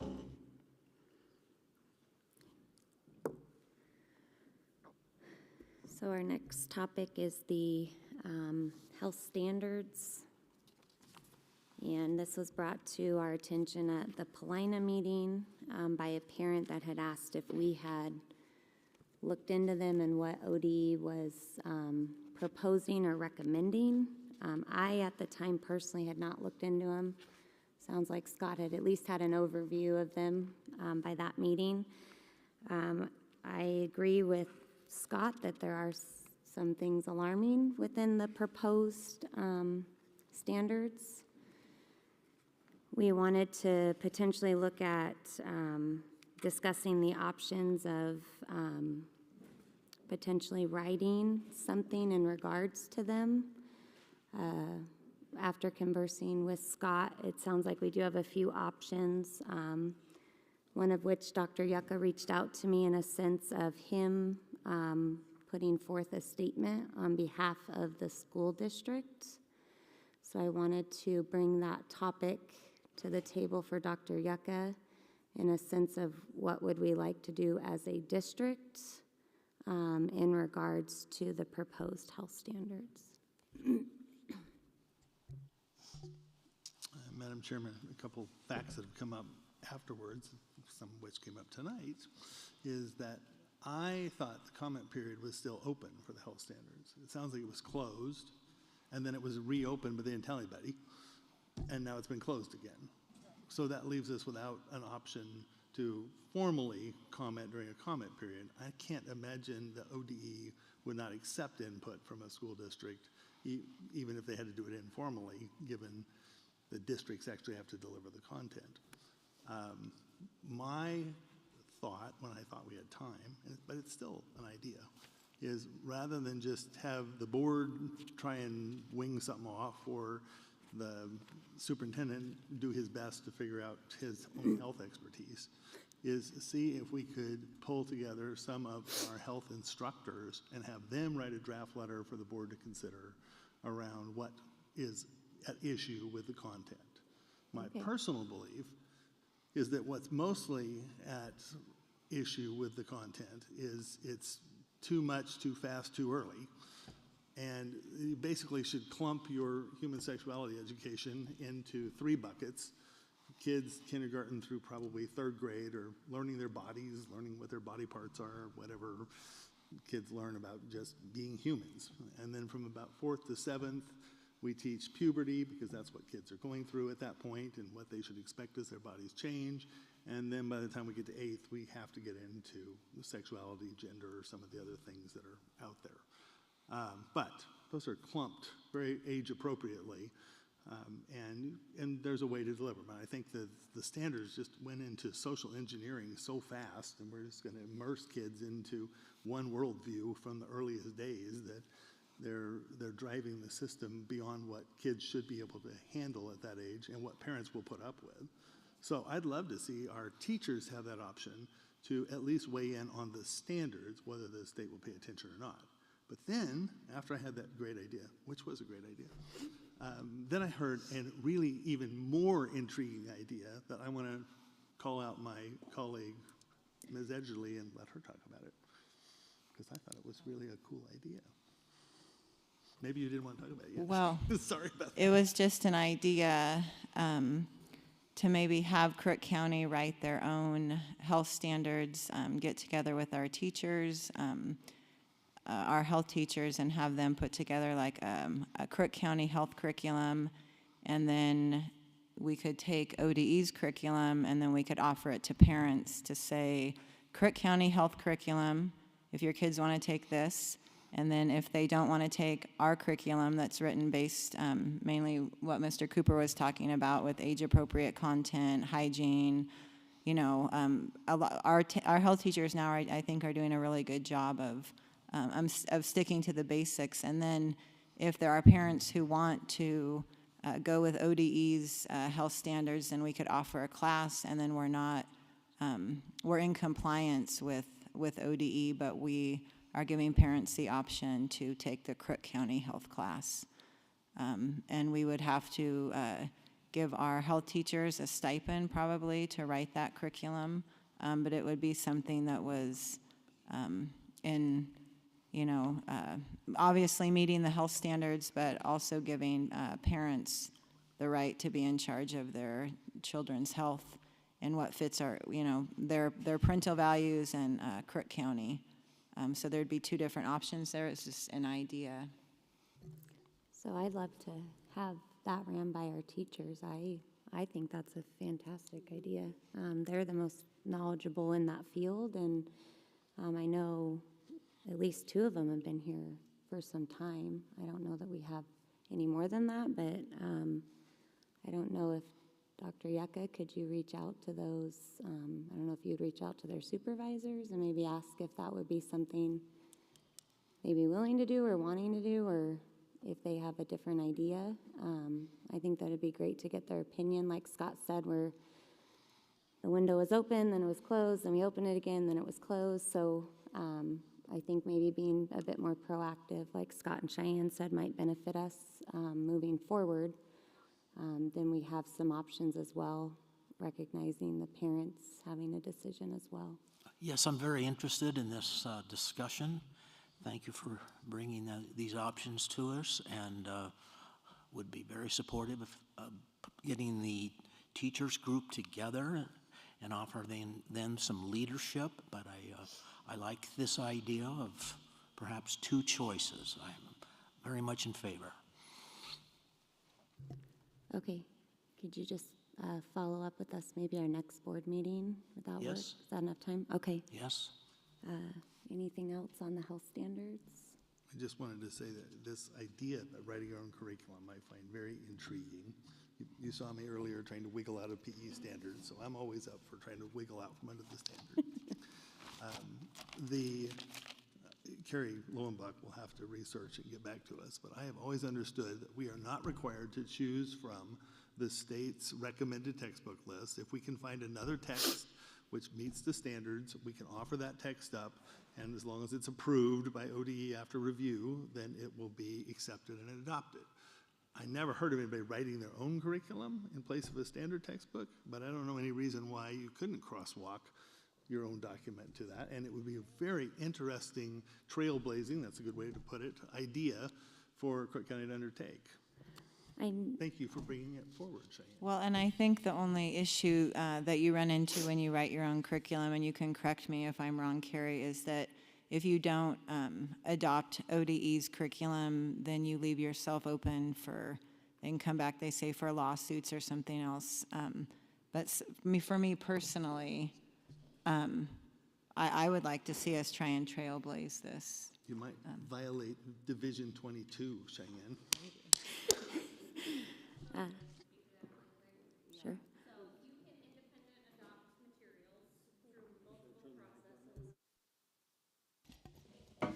So you can independent adopt materials that are outside of ODE's recommended adopted materials. There is an additional set of standards, rubrics that you have to make sure that whatever it is that you are adopting meets requirements, and for different subject areas, those are different pieces. But yeah, you can independently adopt instructional materials, core materials, or supplementary materials as our district wishes, as long as we go through the correct process. So when we independently adopt, that still means we have to bring it in front of the board has to approve. We have to offer the curriculum out to the public for viewing ahead of time. Yeah, those are kind of the main pieces. We have to offer the public an opportunity to give their feedback, teachers to give their feedback, and then we move forward with the process. Okay, so the new standards that they're talking about, this would be implemented next year? Is that right? So they were just proposing these. It needed to go through a comment period, and then it actually had to get on a meeting, and it has to go through like a series, from what I'm understanding, for it to actually be adopted. And so right now they had enough comments that it didn't get placed on this agenda. So that's why it's kind of, we see what's coming, but don't know when it's coming or how So and we're what being it's gonna look proactive like. with it. That's what we're trying to kind of beat the curve in a sense, and reaching out to other districts that surround us. We do have a couple around us that have done this in a sense, like Carrie said, where they kind of picked and choose what worked for their district and made it into their curriculum. And then, just like Carrie said, it had to be approved and implemented, and then ODE had to sign off on it. Right. And then they still had to produce and show that there was growth and there was learning. And so we have had districts surrounding us that have done like things because they just didn't want what they had in front of them, didn't outdo or wasn't anything better than what they currently had. So they stuck with writing what worked for their kids. So it's kind of been done in a sense of surrounding areas in pieces, like Carrie said, and having a core but being selective.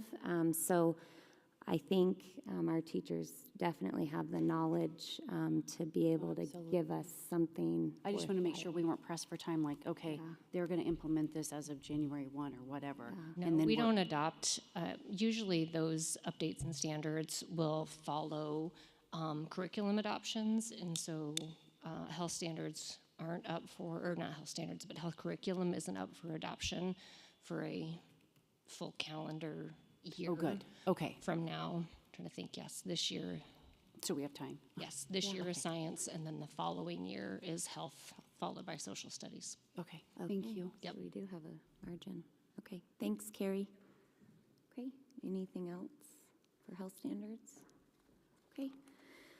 Okay, so we will move on to our superintendent, the permanent search. As you all know, Rob reached out. Well, he also covered this in our work session, but we're needing to implement a few timelines and decisions so he can get moving forward with our process. And we'd like to keep moving forward and try to be as early as possible and organized in a sense of our timeline, so we have the best windows as possible for candidates. So I'll just kind of go down the list. You also were given a paper copy, but Rob did email these, Scott, if you want to look electronically. So 7.2.1 is the consideration for potential questions. So Rob sent us a list. As you can see, he said he recommends not choosing more than 3 because each candidate will have 200 words or less to answer each question. And so he recommends keeping it at 3 in that sense. So there are some options that he has pre-written that he's used in the past, and he's also open to any that we wanted to add if we wanted something different.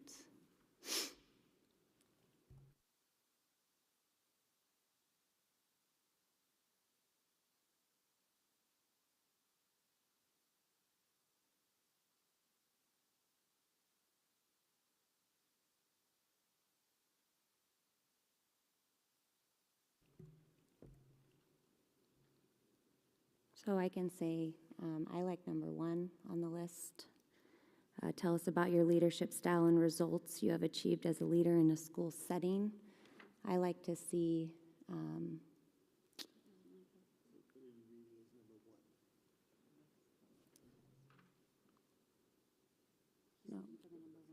Oh, I'm sorry.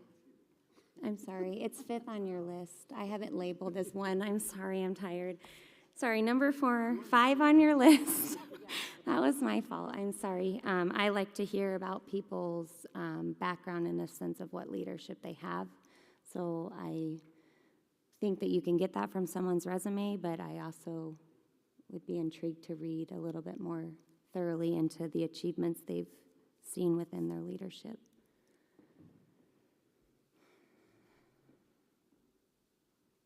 I like the, what do you see as the major issues facing public education? I don't know if it could be combined with another question such as a superintendent, what would your goals be and how would you go about achieving them? I'd like to maybe combine that with something else.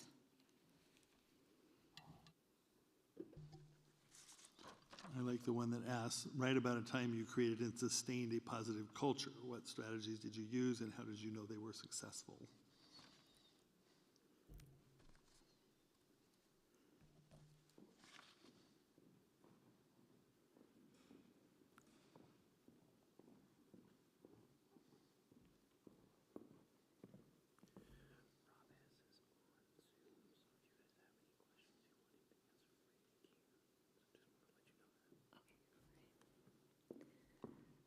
Sounds like Rob is available via Zoom too if we have extra questions or need assistance. Jennifer, did you have any specific question that stood out to you that you'd like to see, or are you okay with? I think these are okay. I had already picked 2 that you guys just talked about, so I think we're on the same wavelength here. Okay, so Cheyenne, my question would be, you're wanting to combine this as a superintendent, what would your goals be and how would you go about achieving them with what do you see as the major issues facing public education? Because they're kind of too, well, I think to put a 200-word answer on it, those are, I think, maybe too drastic of, I'm wondering if it could be combined. Well, the recommendation is for a 200-word limit. Is that enough to really answer our question? I seriously doubt that. Well, that, and I thought maybe the idea is to, like, sum it up, like, be very direct, because I thought the same thing with 200 words. I'm like, well, I mean, depending on how long you've worked, you know, your leadership results could be long, you know, and maybe it leads you to pick the top of your answer. These are big questions. So, I agree. Couldn't we do 4 questions? Yeah. Right, we could do more questions, maybe 500-word limits? Okay. I'm not opposed to the word limit either, so. Yeah, you can change the word limit there if you want a more elaborate answer, we can change that to 500 words. Okay. There you go. So, So 4 questions, 500 words? That was the last offer I heard, if we're auctioneering here. yes, so it's, sounds like, Cheyenne, you would like to keep both questions. The most important one to me is the major issues facing public education, so I definitely like that one. If I don't know if Jen, you want to pick a different one, or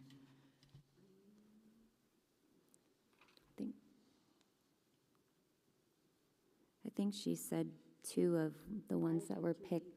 That, yeah. So I think so.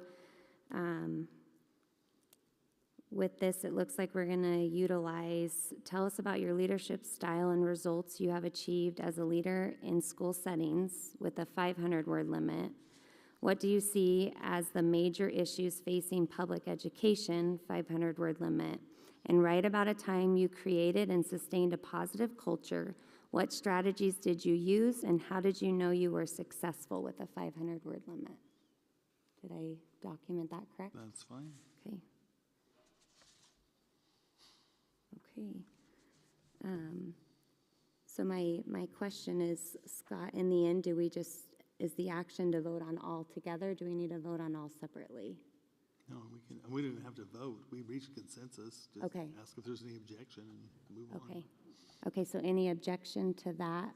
Okay.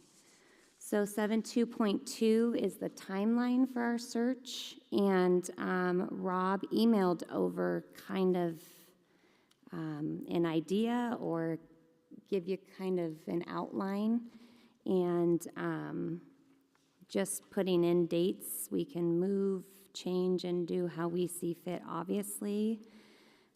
Scott, I would lean to you on a bit of this, just because you have been through the process, and I don't know if anything stands out to you as not enough time, too much time, not, not pertinent. You have been through the hiring process in that sense.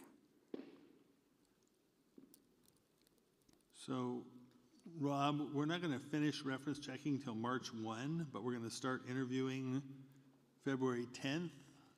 Are we going to check? Are you proposing to check references on all candidates, and then report those out after, or what are you doing? Well, we obviously do some screening of applicants and reference checking, early, in terms of like who to invite for interviews. But the actual, basically, when you do the criminal background check and all the high level screening, you would do that on basically the people that are your finalists. So you kind of do a couple of different rounds of references and then background screening. What about intensive reference checking, like talking to people who've actually worked with them for the finalists? Yeah, all that. We can do that either prior to inviting people to interviews, or you can do that after you've done a round of interviews to see who you want to get to the final. So kind of depends on the teams you have and those where you want those references placed. So for the board, what was really helpful in past interviews, and I've done that multiple times, is when we got down to the finalist stage, I don't want to do it with everybody, but like maybe the last 1, 2, or 3, however many you're going to have, the board members took references, personal references, split them up, and the board members started calling references. And we all reported out what we heard back from that reference before we actually interviewed the candidates. So we knew the areas we wanted to probe because somebody had said something that either piqued our interest or raised our concern. And we had that, and it had been shared with everybody. It was no secret. But we did the actual work. It was painful. It was time-consuming. It seemed like we all got to it at the last minute, but it was really helpful for just hearing another voice about this person. So you might want to consider that. So Scott, did you guys do that with just your finalists, or did you I'm trying to remember, and I think we did it with the top 2 or 3. 2, you think? Yeah, we were down to like the wire when we did it. Okay. But we found things out through that too. I mean, it's really interesting if you call a personal reference that somebody gave you and they tell you, I would never hire this person. You go, oh, perhaps there's a mismatch between the paper and the reality. And I've actually had that happen. Okay. Okay. So do you maybe want to have Rob do the initial reference checking when it comes to screening, and then do us as the reference checking when we get to the finalists of who we have? Okay. I think that works great. Yeah, that's a good strategy. What we've seen work is that you have a kind of a list of questions so everyone's asking a consistent set of questions. Yes. And that keeps that consistency when different people are calling. Okay. So my other question was the post application and recruit, is that basically a little over 2 months for people to submit their applications? So like this timeline says start date of November 10th, end date of January 20? Yeah. Well, I just want to make sure that is the whole window to submit applications. Am I reading that correctly?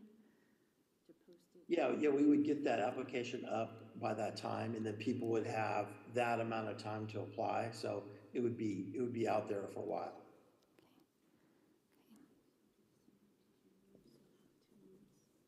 Yeah, it's a little over 2 months. But it gives them Thanksgiving break, Christmas break, and the follow-up of New Year's, yeah.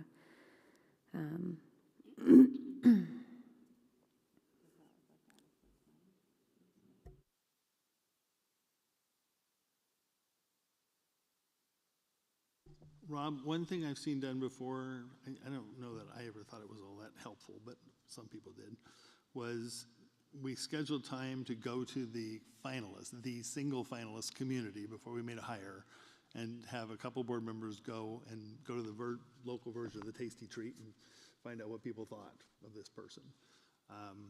You know, I never personally did those visits myself, so I don't know how that worked, but other people said they were helpful. I don't know, what do you recommend? Yeah, those can be very helpful, and it's not on that schedule, but we could add that. So I don't know if anybody wants to consider that or not. And sometimes, especially if it's someone that is not from this area and you're not really sure of who they are, that's a good activity to do. Go to the sporting events and ask around. Exactly. I mean, that's what you want to do, just go where the people are. I think that's a good idea. So we probably want to look at moving that in, Rob, probably that beginning of March timeframe. Well, that would come between 3-3 and 3-4. Yeah. And you'll just have to build an extra weekend probably to allow that to happen. Mm-hmm. Or you could take, time off of the contract negotiation timeline. Yeah, we can do that. Okay. And I think, again, I'm not speaking for everyone, but I think in our workshop, we were all in agreement on the community engagement survey, correct? Okay. And the survey report, which is your public session, Rob, so that will allow our community to have their involvement. And then on the screening and rounds of interviews, we would need to look at, do we want that to surround the community? Do we want to invite our different groups to split them and put them between each, just have the board? What is the decision on that? So I've seen that done both ways. I've seen the board appoint a search committee and appoint specific names to fill out that search committee. And I've seen the board say, big invitation, here's the sign-up list. If you want to come read them and take the confidentiality training and then sit in the boardroom and read them for 6 hours, put your name on the list. The key, whichever way you do it, is to make sure that the screeners, the community screeners, understand that they are making recommendations to the board, which will make the final decision. They are not voting, they are not determining, we are not hiring by an enormous committee of whoever signed up. So as long as everybody understands their roles, it works great. If we don't, then we have hurt feelings at the end because, I told you this one and you didn't even interview them. So I'm actually not opposed to allowing people to sign up, and if they want to sit and read and take the background check like Scott, I think the more the merrier. Do you just have a form that people fill out? Put it on the web, put it in the newspaper, let people apply. But the key is, if you don't come do the pre-orientation screening, you don't see the resumes. And I think Rob talked about that previous with us, that it usually is a good idea to have the community involvement. And he goes, you might have 6, you might have 25. Right. And so the other thing is, do you put a cap on it? And the other piece is they have to put their input into a written format. That's what I was wondering. For your own protection. And somebody has to screen that written format before it comes to the board, because if they wander in their comments into inappropriate areas, like the protected classes, that needs to be scratched out before it ever gets to the board as decision makers, or it'll scotch our whole process. Okay. Yeah, so one of the things that we can do is in the community survey, we can have a question that says, are you interested in participating on the screening, to be a part of screening or interviews? And we'll get a list from that question of people who are interested. And then that way, those are the people that have been involved in the process. They've taken the survey, they've they're looking into it. So, and then that list of people would come before you, and then you could make a decision on who to involve. And then Rob, does that paper that they fill out that Scott's talking about, would that go through your firm where you guys would? Yeah, we would manage that. We would have they would have to sign a confidentiality waiver to participate. We do a training, all of those things. Yep. I would think that given the conversation we had earlier tonight, it might be strategic to say to OSEA, CCEA, and the admin team, we invite you to formally offer us 3 people to represent your units to sit in on as part of our panel. That's in addition to all the people that are going to come through the surveys anyway. You're not really going to lose anything there, but you're extending participation formally to those groups. Right, classified, certified, and admins. 3 each, you name them. They still got to go through the same screening process as everybody else. But you've been intentional. Okay, so that is looking at for screening candidates. Scott, am I understanding this correctly? For 2-1, so we want to have the survey that Rob does, which allows community members and all those that attend to basically apply, and then reach out to our different unions. 3 groups, yeah. To give 3 people. So, okay. 3 total or 3 from each? I would say 3 from each. This is a big screening committee anyway. Yeah, that would And they be don't have big. to take us up on the offer. If they feel Right. represented, fine, but at least they got the invite. Okay, so Rob would basically be able to cover in his survey parents, the community, students, and then the flip side, we would be able to cover classified, certified, and admin. Okay. Of that group, students will be the hardest to engage. It's always hard to get them. But you know what? Their feedback is really valuable because when they tell you that they witnessed something about that person that didn't just sit right, you want to sit up and listen. Do we put a age, like, do we say, okay, only seniors can Usually it's apply? high school. Okay. However, our high schoolers are very busy, so it's tough to get them to agree. Right. And asking them to sit in a room and read resumes for 6 hours is not necessarily their favorite way to spend a day. Right. Okay. That sounds more like detention. Yeah. Okay. So I would be in agreement with that. I think that covers all groups of our community here and within our schools. So my question would be then, when do we taper off for interviews? Are we then going to have a different committee for round of interviews? Are we going to move the interviews just to the board? What? Okay. So our screening of candidates, Rob, will be what we just listed. We will reach out, or do you reach out? I don't know how this goes. Do you reach out with Jay Weeks and set up the 3 from each of our unions? Yeah, what we can do is we can have Jay reach out to those 3 those groups. Okay. And get a recommendation list of the 9 people. Okay. And then I can start communicating with them on the invitations and the confidentiality piece and all of that. And then from the survey, we will get interested community members. Is that what I heard? How we want to do that? And parents? Yes. Yeah, we're going to try to involve students. And then, can we, if we don't get enough student interest from the survey, which we won't, can we task Jake with finding our remaining 3 students? Yeah, maybe ask around, Jake. Thank you. We'll have our high school principal. If we don't get any feedback within the survey, Rob, we'll have Mr. Huffman, he's our high school principal, look at reaching out to a few of our high schoolers in regards to this specifically. And then, that'd be good. Okay. And I'm in agreement with Scott on the interviews at moving those to just the board. How do you guys feel about that? Are you good with that? Now, there's usually a couple of round of interviews. There's a first round where you might talk to 6 to 8 people, and then a next round of finalists. So would you, of all these people that we've mentioned, are those people involved with the screening? Yeah, so they And would then be, just the board with the 2 rounds of interviews? Is that what you're thinking? correct, yes. Okay. Can we limit that first round to 5? 6 to 8 is a lot of interviews. Yeah, it's you know, you're gonna have a lot of input on who to bring in from all these people that are participating, so,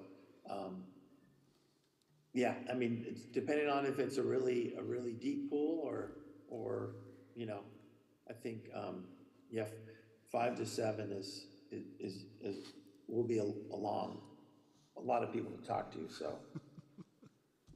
But if you wanna say 5 is 5, I usually don't like to say going in if I'm gonna do 5 or 6 or 7, just because I haven't seen the pool yet. Yeah, okay.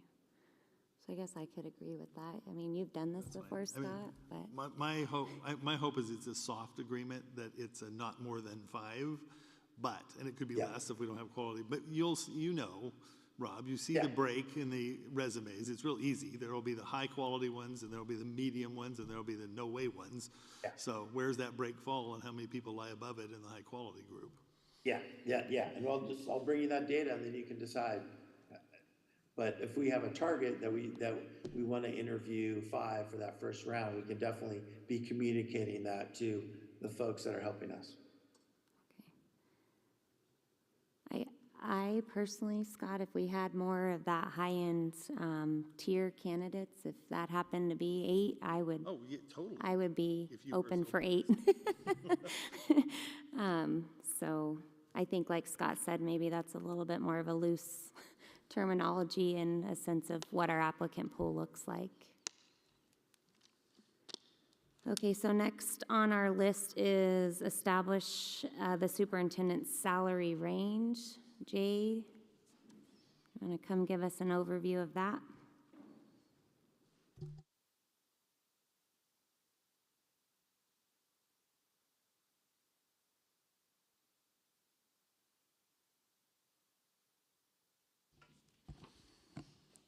All right, good evening. I started by just pulling where Sarah's contract was when she left us here in the last year. So her last salary with us was $166,849 is where she left. So when you look at starting the salary range, really you'd probably want to start at where she ended, looking forward. Potentially, you could go lower if you wanted, but really, if that's where she was going there in terms of her exit, looking to start at that potential point and then moving up. One of the things that Rob said the last time he was here or when he was in person was where we set the range can sometimes dictate what candidates you might get from that also. So also just looking at a comfort zone from the board of how high do you want to go on that. Sarah also had some other pieces that superintendents will sometimes negotiate into contracts. So she did have some in there for tuition reimbursement, and she had in there for TSA. So that is compensation that doesn't sit in a base salary, but is still a level of compensation within a package.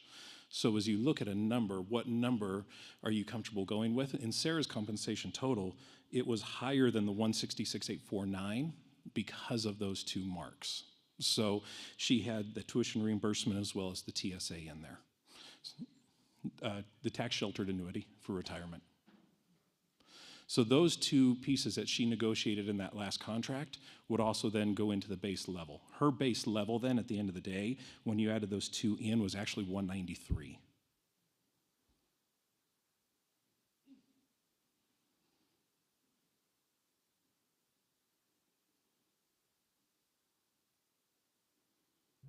Jay, do we have kind of an average for the, overall state of what superintendents make, or do we have a ballpark other than Sarah's contract? Yeah, like something comparable. We're 3,400 students roughly, more rural. Do we have any comparisons? Yeah, when I tried to look up the individual ones, we'll have to do an actual records request from what I could tell from districts to pull the like size. But one of the things I did look up is what is public are all the ESD ones. So I did pull all of those, and those range across the board from some of your really small ESDs at about 110 all the way up to about 240 for some of your larger ESDs.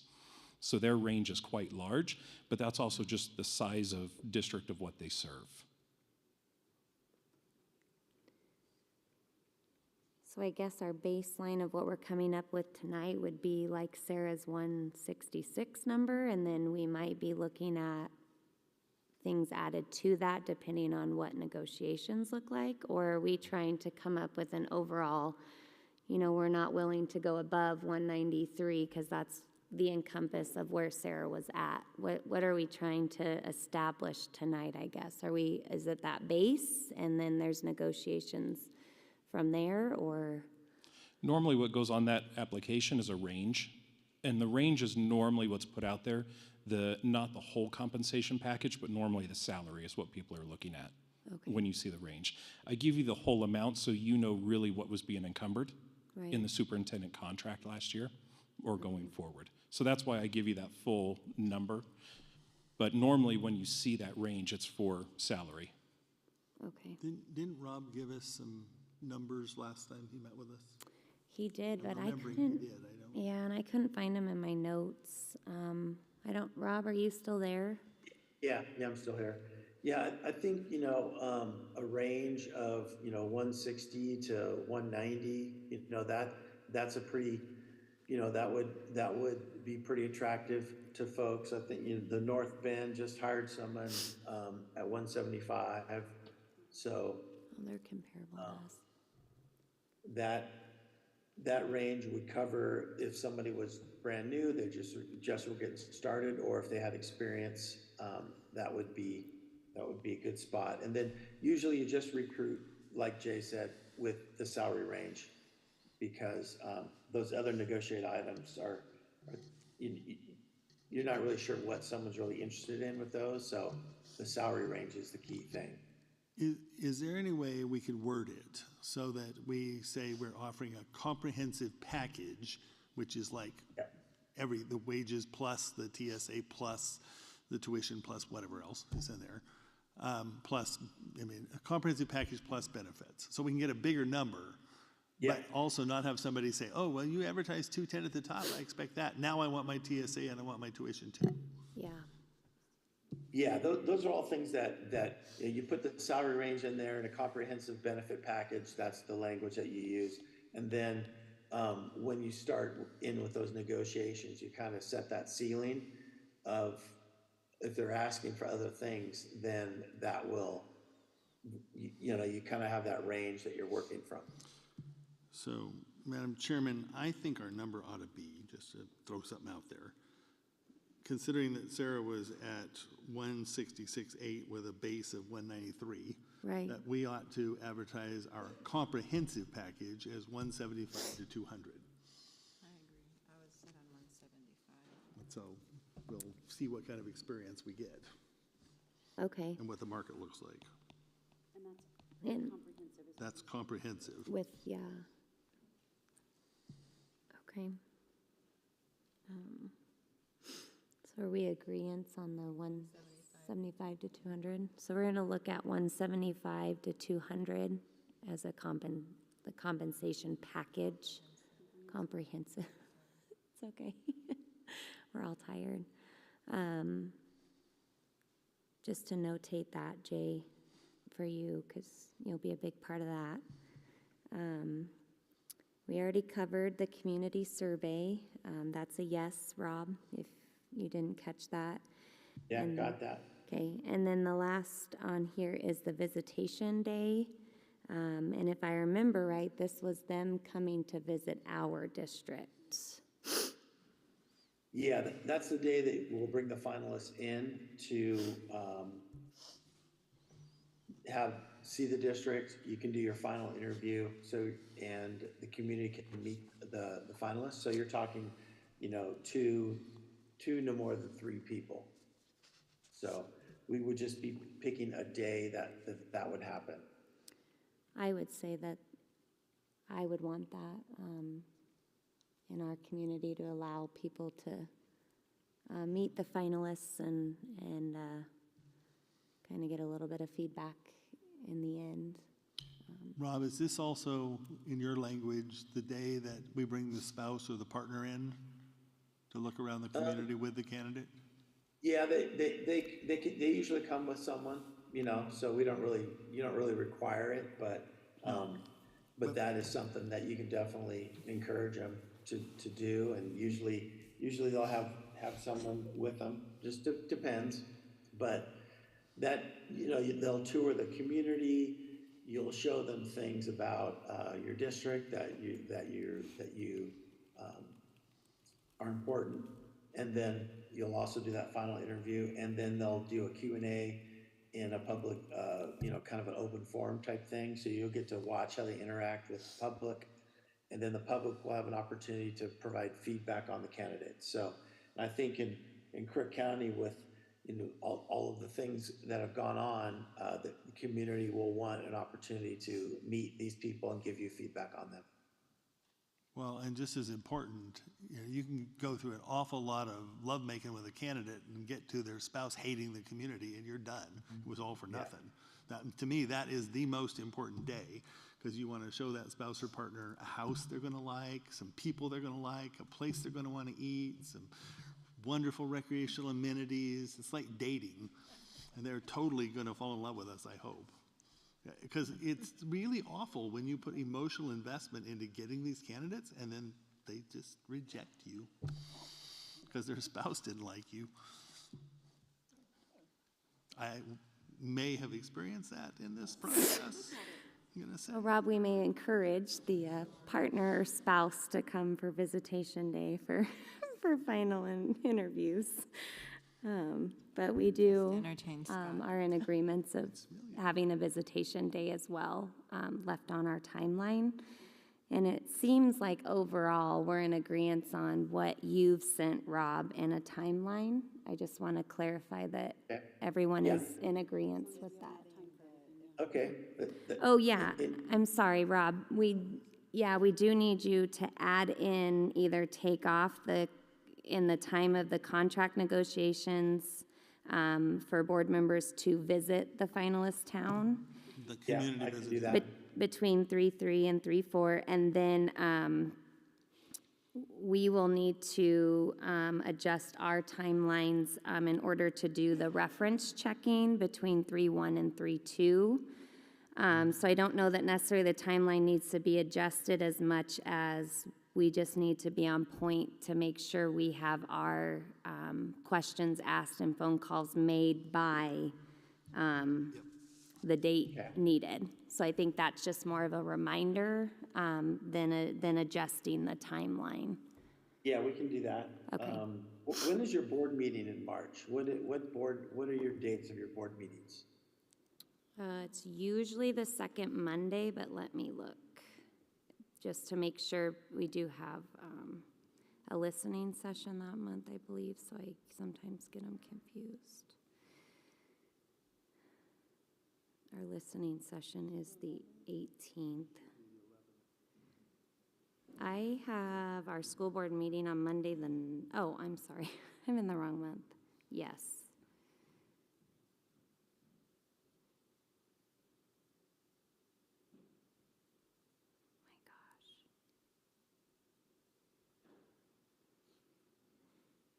Yeah, I have the 11th in my calendar. Can somebody verify that?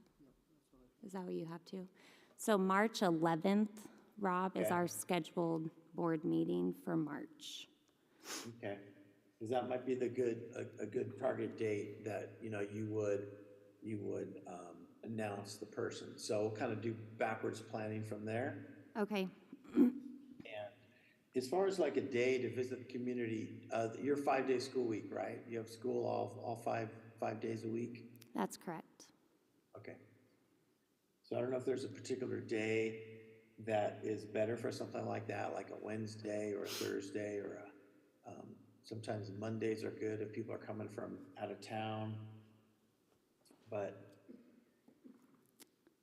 yeah, I don't know, Dwayne, if you have a thought on that. Yeah, we may have to dial that in as we get a bit closer to March with people's calendars, if I Yeah. had to guess. We could do that. We don't have to, Yeah. I'll just put a range that we would Okay. do it, and we can get the final date later, okay? Yeah, because Jennifer made a good point. It also depends on where they're coming from. Yeah. In that sense, so yeah. Yeah, it'll have that'll have an impact and all that good stuff. Okay. Okay. Perfect. Okay, so just clarify, Rob, we did answer all you needed. We clarified it all on, Dwayne and I looked twice to make sure. right. I just wanted to make sure you have all the answers you needed before we have to wait another month to get you one, so.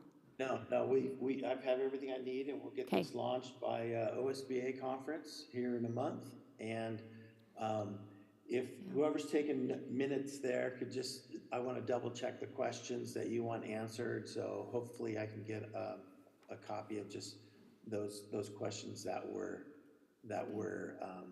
maybe Jay could email them to me. Yeah. Just to make sure I have them right. And I have them starred, Rob, as well. Okay. If Anna doesn't, we can get them to you. I did make some notes, and you can also watch this on YouTube. Oh, yeah. Oh. That's true. Well, It is. of course. It is live and recorded, so, but if you do have questions or Yeah, need anything, that's just great. reach I out. forgot So. that this is all recorded. Yeah. Perfect. Okay, thank you, Rob. All right. Have Thank a good you. night. So we will move on to 7.3, which is our Long-Range Facilities Committee. Leland wanted to start this committee back up, and he is working on the process of putting back together that committee or a new committee. And we are in need of putting 2 board members back on that committee to replace the members from the old board. And so I don't know if we have anybody wanting to be on that committee. Do we need to wait for Steve? Do we need to? I thought we did this. I thought We long-term took long range off when we did the committees, yeah, and we think that it would be beneficial in working towards putting together a bond measure. So we have a bond committee. We have a bond committee. What's the difference between the bond committee and the long-range facilities committee? Well, I guess they could do double duty, just, Because you can't plan the bond unless you know what the facility is going to be. That's true. You can't plan the facility unless you have some idea what the bond's going to be. Okay. So you think they're 2 in 1? I think I mean, it's a specialty area, but I think we could leave I think the 2 bond committee members are the best ones to then sit on the facilities committee and see it through. Okay. I'm okay with that. I honestly, off the top of my head, don't know who those 2 members are. Well, I think it's you and you, Yeah, if I remember right. I think so, but I don't have my committee. I can't 100% say that I don't have the committee list in front of us, but I am okay with that. It's not necessarily picking up an extra duty, it's just, So do we have us on the committee, but do we have all the other members on the committee? We didn't open it up for that because we didn't post it. Leland has had it posted. He had a link online where you could email if you wanted to be a part of the committee, and those in the community that wanted to were able to send an email to that link, and it sent you an application. So is that committee search now closed, like with the application and stuff, or is it still open? So Jason was gonna put it he posted it in one newsletter. He's gonna post it in another newsletter. We're gonna close it at the end of the month on the 31st. And then I'm planning to try and get the 2 board members, Dr. Yucca and myself, together to do the final committee selection. Okay, Leland, we will get you, Dr. Yuck, I can look up who we decided on committees and get you who is our 2 bond committee members. And I think Scott is right. I think that is Cheyenne and I. But I'll verify that, Leland, and we'll get you that info so you have it. And then just for community members or people that might want to be involved with the Long Range Facility Committee, like Leland said, Jason Carr will get a link out within the newsletters. Jason, is there one on the district site for people who don't get our newsletters?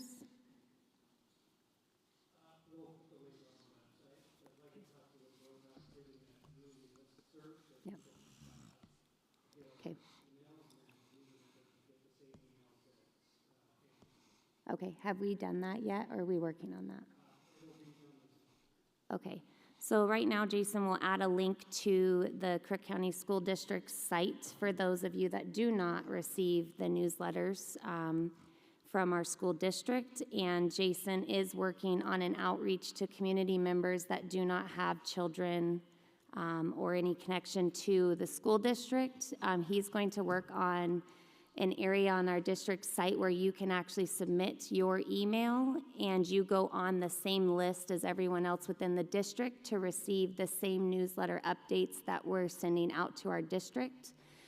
So please watch for that. It sounds like here in the next month it should be up and going for that as well, so you will be a little bit more engaged or educated in what's the upcoming events. So I'll get you those names, Leland, Dr. Yuck, I'll work on that so we can answer that, and then we'll move forward with that. Thanks, Leland. Dr. Yucca, 7-4, IK and IKAR proficiency grading policy. Yeah, about 2 weeks ago, got to sit in on a very interesting discussion up at the high school on proficiency grading. And I think it's a topic that's very important to teachers these days. And I've since learned that our middle school's interested in engaging in some discussion around proficiency grading as well. So this is just kind of a heads up that down in the, in the next couple months down the road, I would expect us to bring to you some possible suggested revisions to IK and IKAR policies. It's been a while since we've looked at those, and grading is always a very interesting topic to teachers. Yeah, it looks like IK hasn't been looked at in about a decade, so no, I'm sorry, 2020, okay. I was like, man, that's a long time, okay. Okay. Looked at multiple times. It's not been amended since 2020. Okay, so Dr. Yuck, you'll just kind of bring us updates as you work with the groups at each school, or? I will keep you updated as to our progress. Okay. Madam Chair, I'd like to comment on that. I was involved in the drafting of this original policy, and I'm still very committed to it. I think item number 6 under Tenet 4, which is about multiple opportunities to take tests, is not working as it was intended. I've heard plenty of feedback from staff, and I think we need to look at that and make sure that it works, but I don't want to throw the baby out with the bathwater. There are a lot of really cool things in this policy that I would hope we could keep even while we fix things that aren't working. Okay, I could agree with some of that. I have frustrations and some of the things my kids are like, well, I'll just redo it. And I'm like, that should not be your answer. Like, but it's kind of a fallback on, I'll just turn it in and then I'll redo it. And I'm like, why don't you just do it right the first time? Well, I can redo it. It's like, okay, so I do agree with that some of it might need to be relooked at. We are extending a lot of grace and patience that nobody ever intended for us to have. There's a limit as to how far you can push a teacher's patience, and many of our students are well beyond that at this point. Dr. Yucca, I would also ask that we take into effect or also look at a point that peeves me is the athlete side of it with the OSAA regulations. Some of our athletes really use that, like Scott said, to really push the boundaries, because grade checks are on this week, but then you have a week and a half to get your grade up, but then they choose the 13th day in their week and a half to turn everything in and then expect a teacher to turn around that day and up their grade. So I think we also need to look at a grace period that may have to be different than OSA, that we need to uphold as a district to support our teachers so they're not buried last minute because this kid needs to get on the bus to go to districts or this competition. We need to hold our students first and then athletes, but I can only imagine as a teacher how frustrating that is, and especially when you're getting to end of terms or you know, those final grading days, I can only imagine what that is like. So I would hope that we also look at that in a whole when we look at revising this. We might need to set our standards maybe a little bit different or higher than what OSAA is allowing athletes to support our teachers in that grading mix. Yes, thank you. Okay. Just an interesting observation, Chair Brumble. Before we had this policy, the pressure was on the teacher to change the grade so the star athlete can play. Just make this one change and it'll get those grades up where we want them to be. After this policy, then the pressure is supposed to be on the athlete to, you know what you need to do, get your assignments in. But, as you say, it's turned out to be still pressure for teachers because it's, yeah, you know what you got to do, and you did it at day 13 and a half, and now the teacher's supposed to respond to that. So it's bad both ways. Maybe this third time we could get it right. I agree, Scott, I agree. Okay, Anna, so we will move on to our finance report. All right, our finance report is in the packet. I do want to mention that every year we have a financial audit, and that is actually going on. It started today.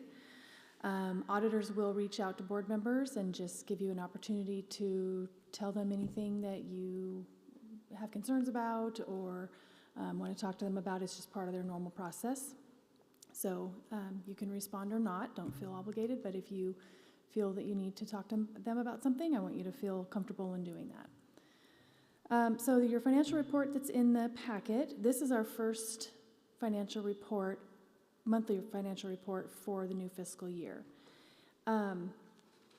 So page 3 is usually where most of the focus is placed. And so I just kind of want to walk through this a little bit. We've got a budget column. We have what's happened so far this year in the actuals year-to-date column. But because in school districts, we have a larger percentage of expenses in June.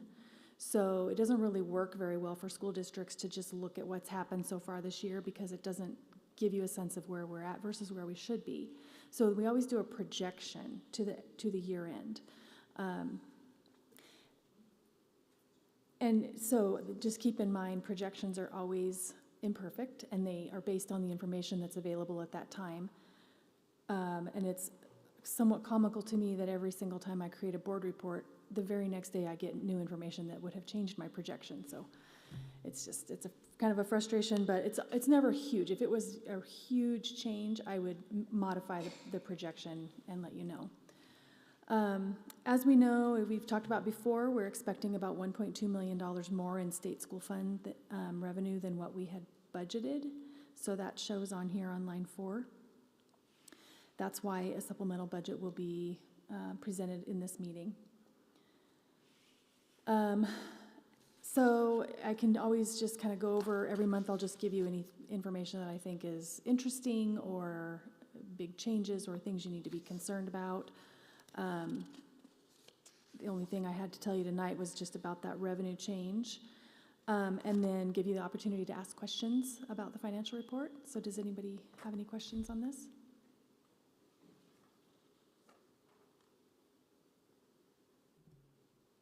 Anna, when is our next PERS rate adjustment?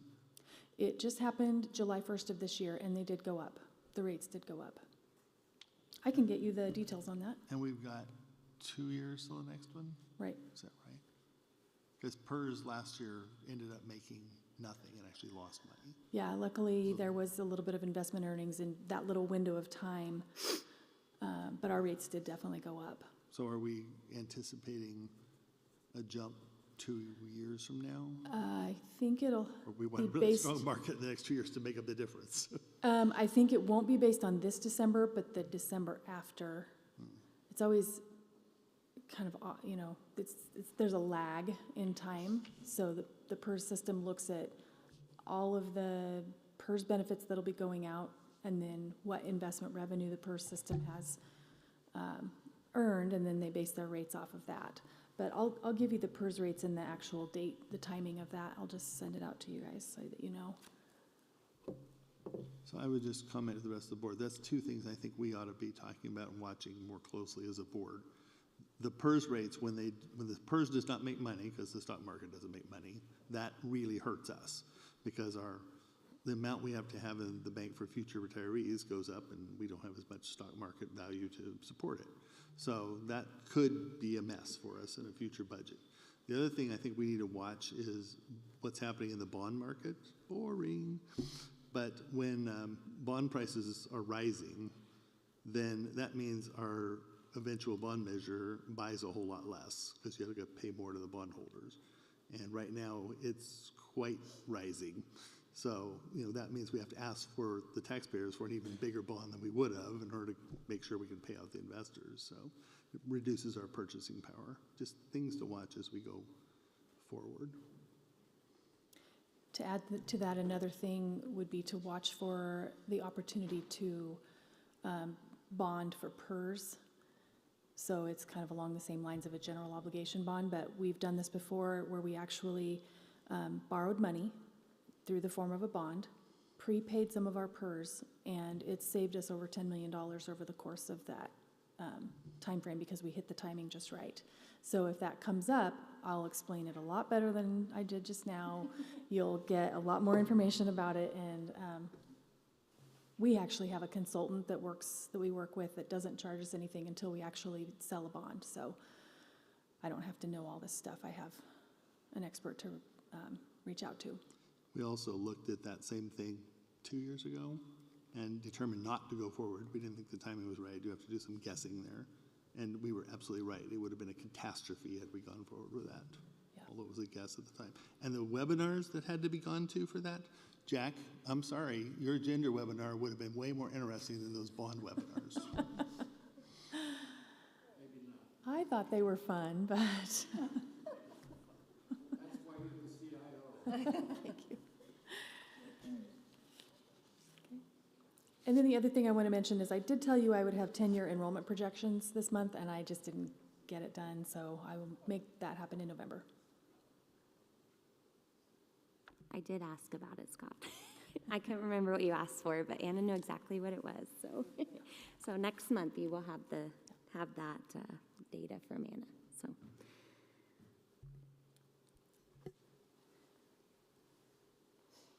Okay, would you like me to move to 8.2? Is that good? Any other questions? Okay, move to 8.2. Go ahead, Anna. Okay. I have a proposed resolution for your approval tonight, and I've talked to you about this for the past 2 board meetings, and a lot of work went into this so that I could bring it to you with not a lot of drama or, fanfare, but basically it's an increase to a few places. The general fund would increase by $1.2 million. The SIA fund, which is fund number 251, is increasing by $437,000. Keep in mind, if we don't spend this on this 251 fund, we lose it. So that's very important that we put that money to services for kids. And then another thing that I hadn't mentioned before is on the 3rd page here, where we have 2 funds that ended up with a fund balance that was a lot higher than what was projected. And we have some big projects that we're working on that, at least in the tech fund, to purchase. We've actually already purchased the Chromebooks, so if we don't increase the budget, we can't do the other things that we were going to do in the tech fund.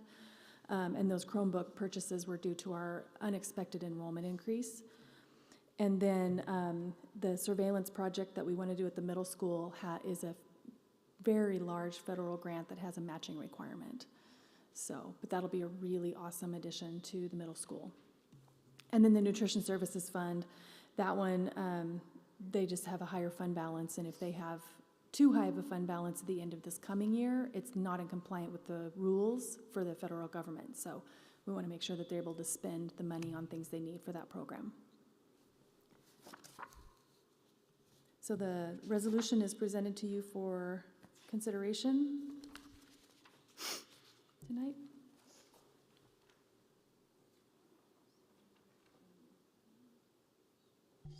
Madam Chairman, I move to adopt Resolution 04-2324.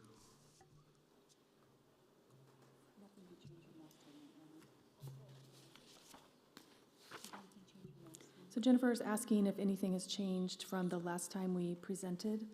There have been a few changes.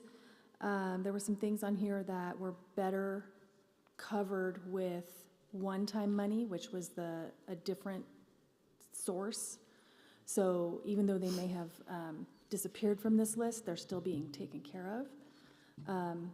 And then the other thing is on the other list that's not on here that was from last year's money is some additional arts, performing arts support that went into that. But basically, it's the same.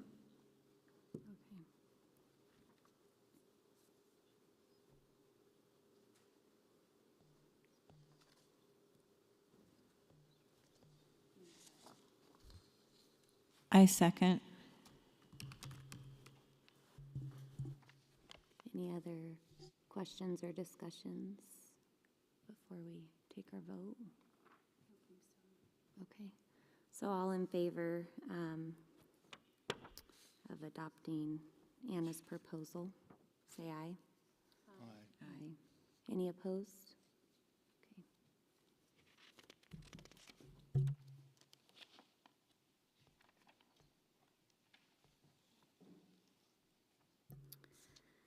Okay, we will move on to finalizing the end of our meeting. Our upcoming dates listed here. We have a school board meeting, November 13th, 6:30 at Barnes Butte Elementary. And we have another community listening session, November 27th at 6:30, and those are at the district office. Dr. Yucca is there, and 2 of us board members are there, and you can bring comments, concerns, questions, complaints, anything you'd like. It's just there for people to talk and discuss different things they have on their mind. Jason, are you okay if there's any community members here that would like to give you their email address? Jason's over there in the corner if you'd like to get the community updates or the school newsletters and what's happening in the school and you don't have a child in there, Jason will take your email down and get that to you. Okay, we will adjourn.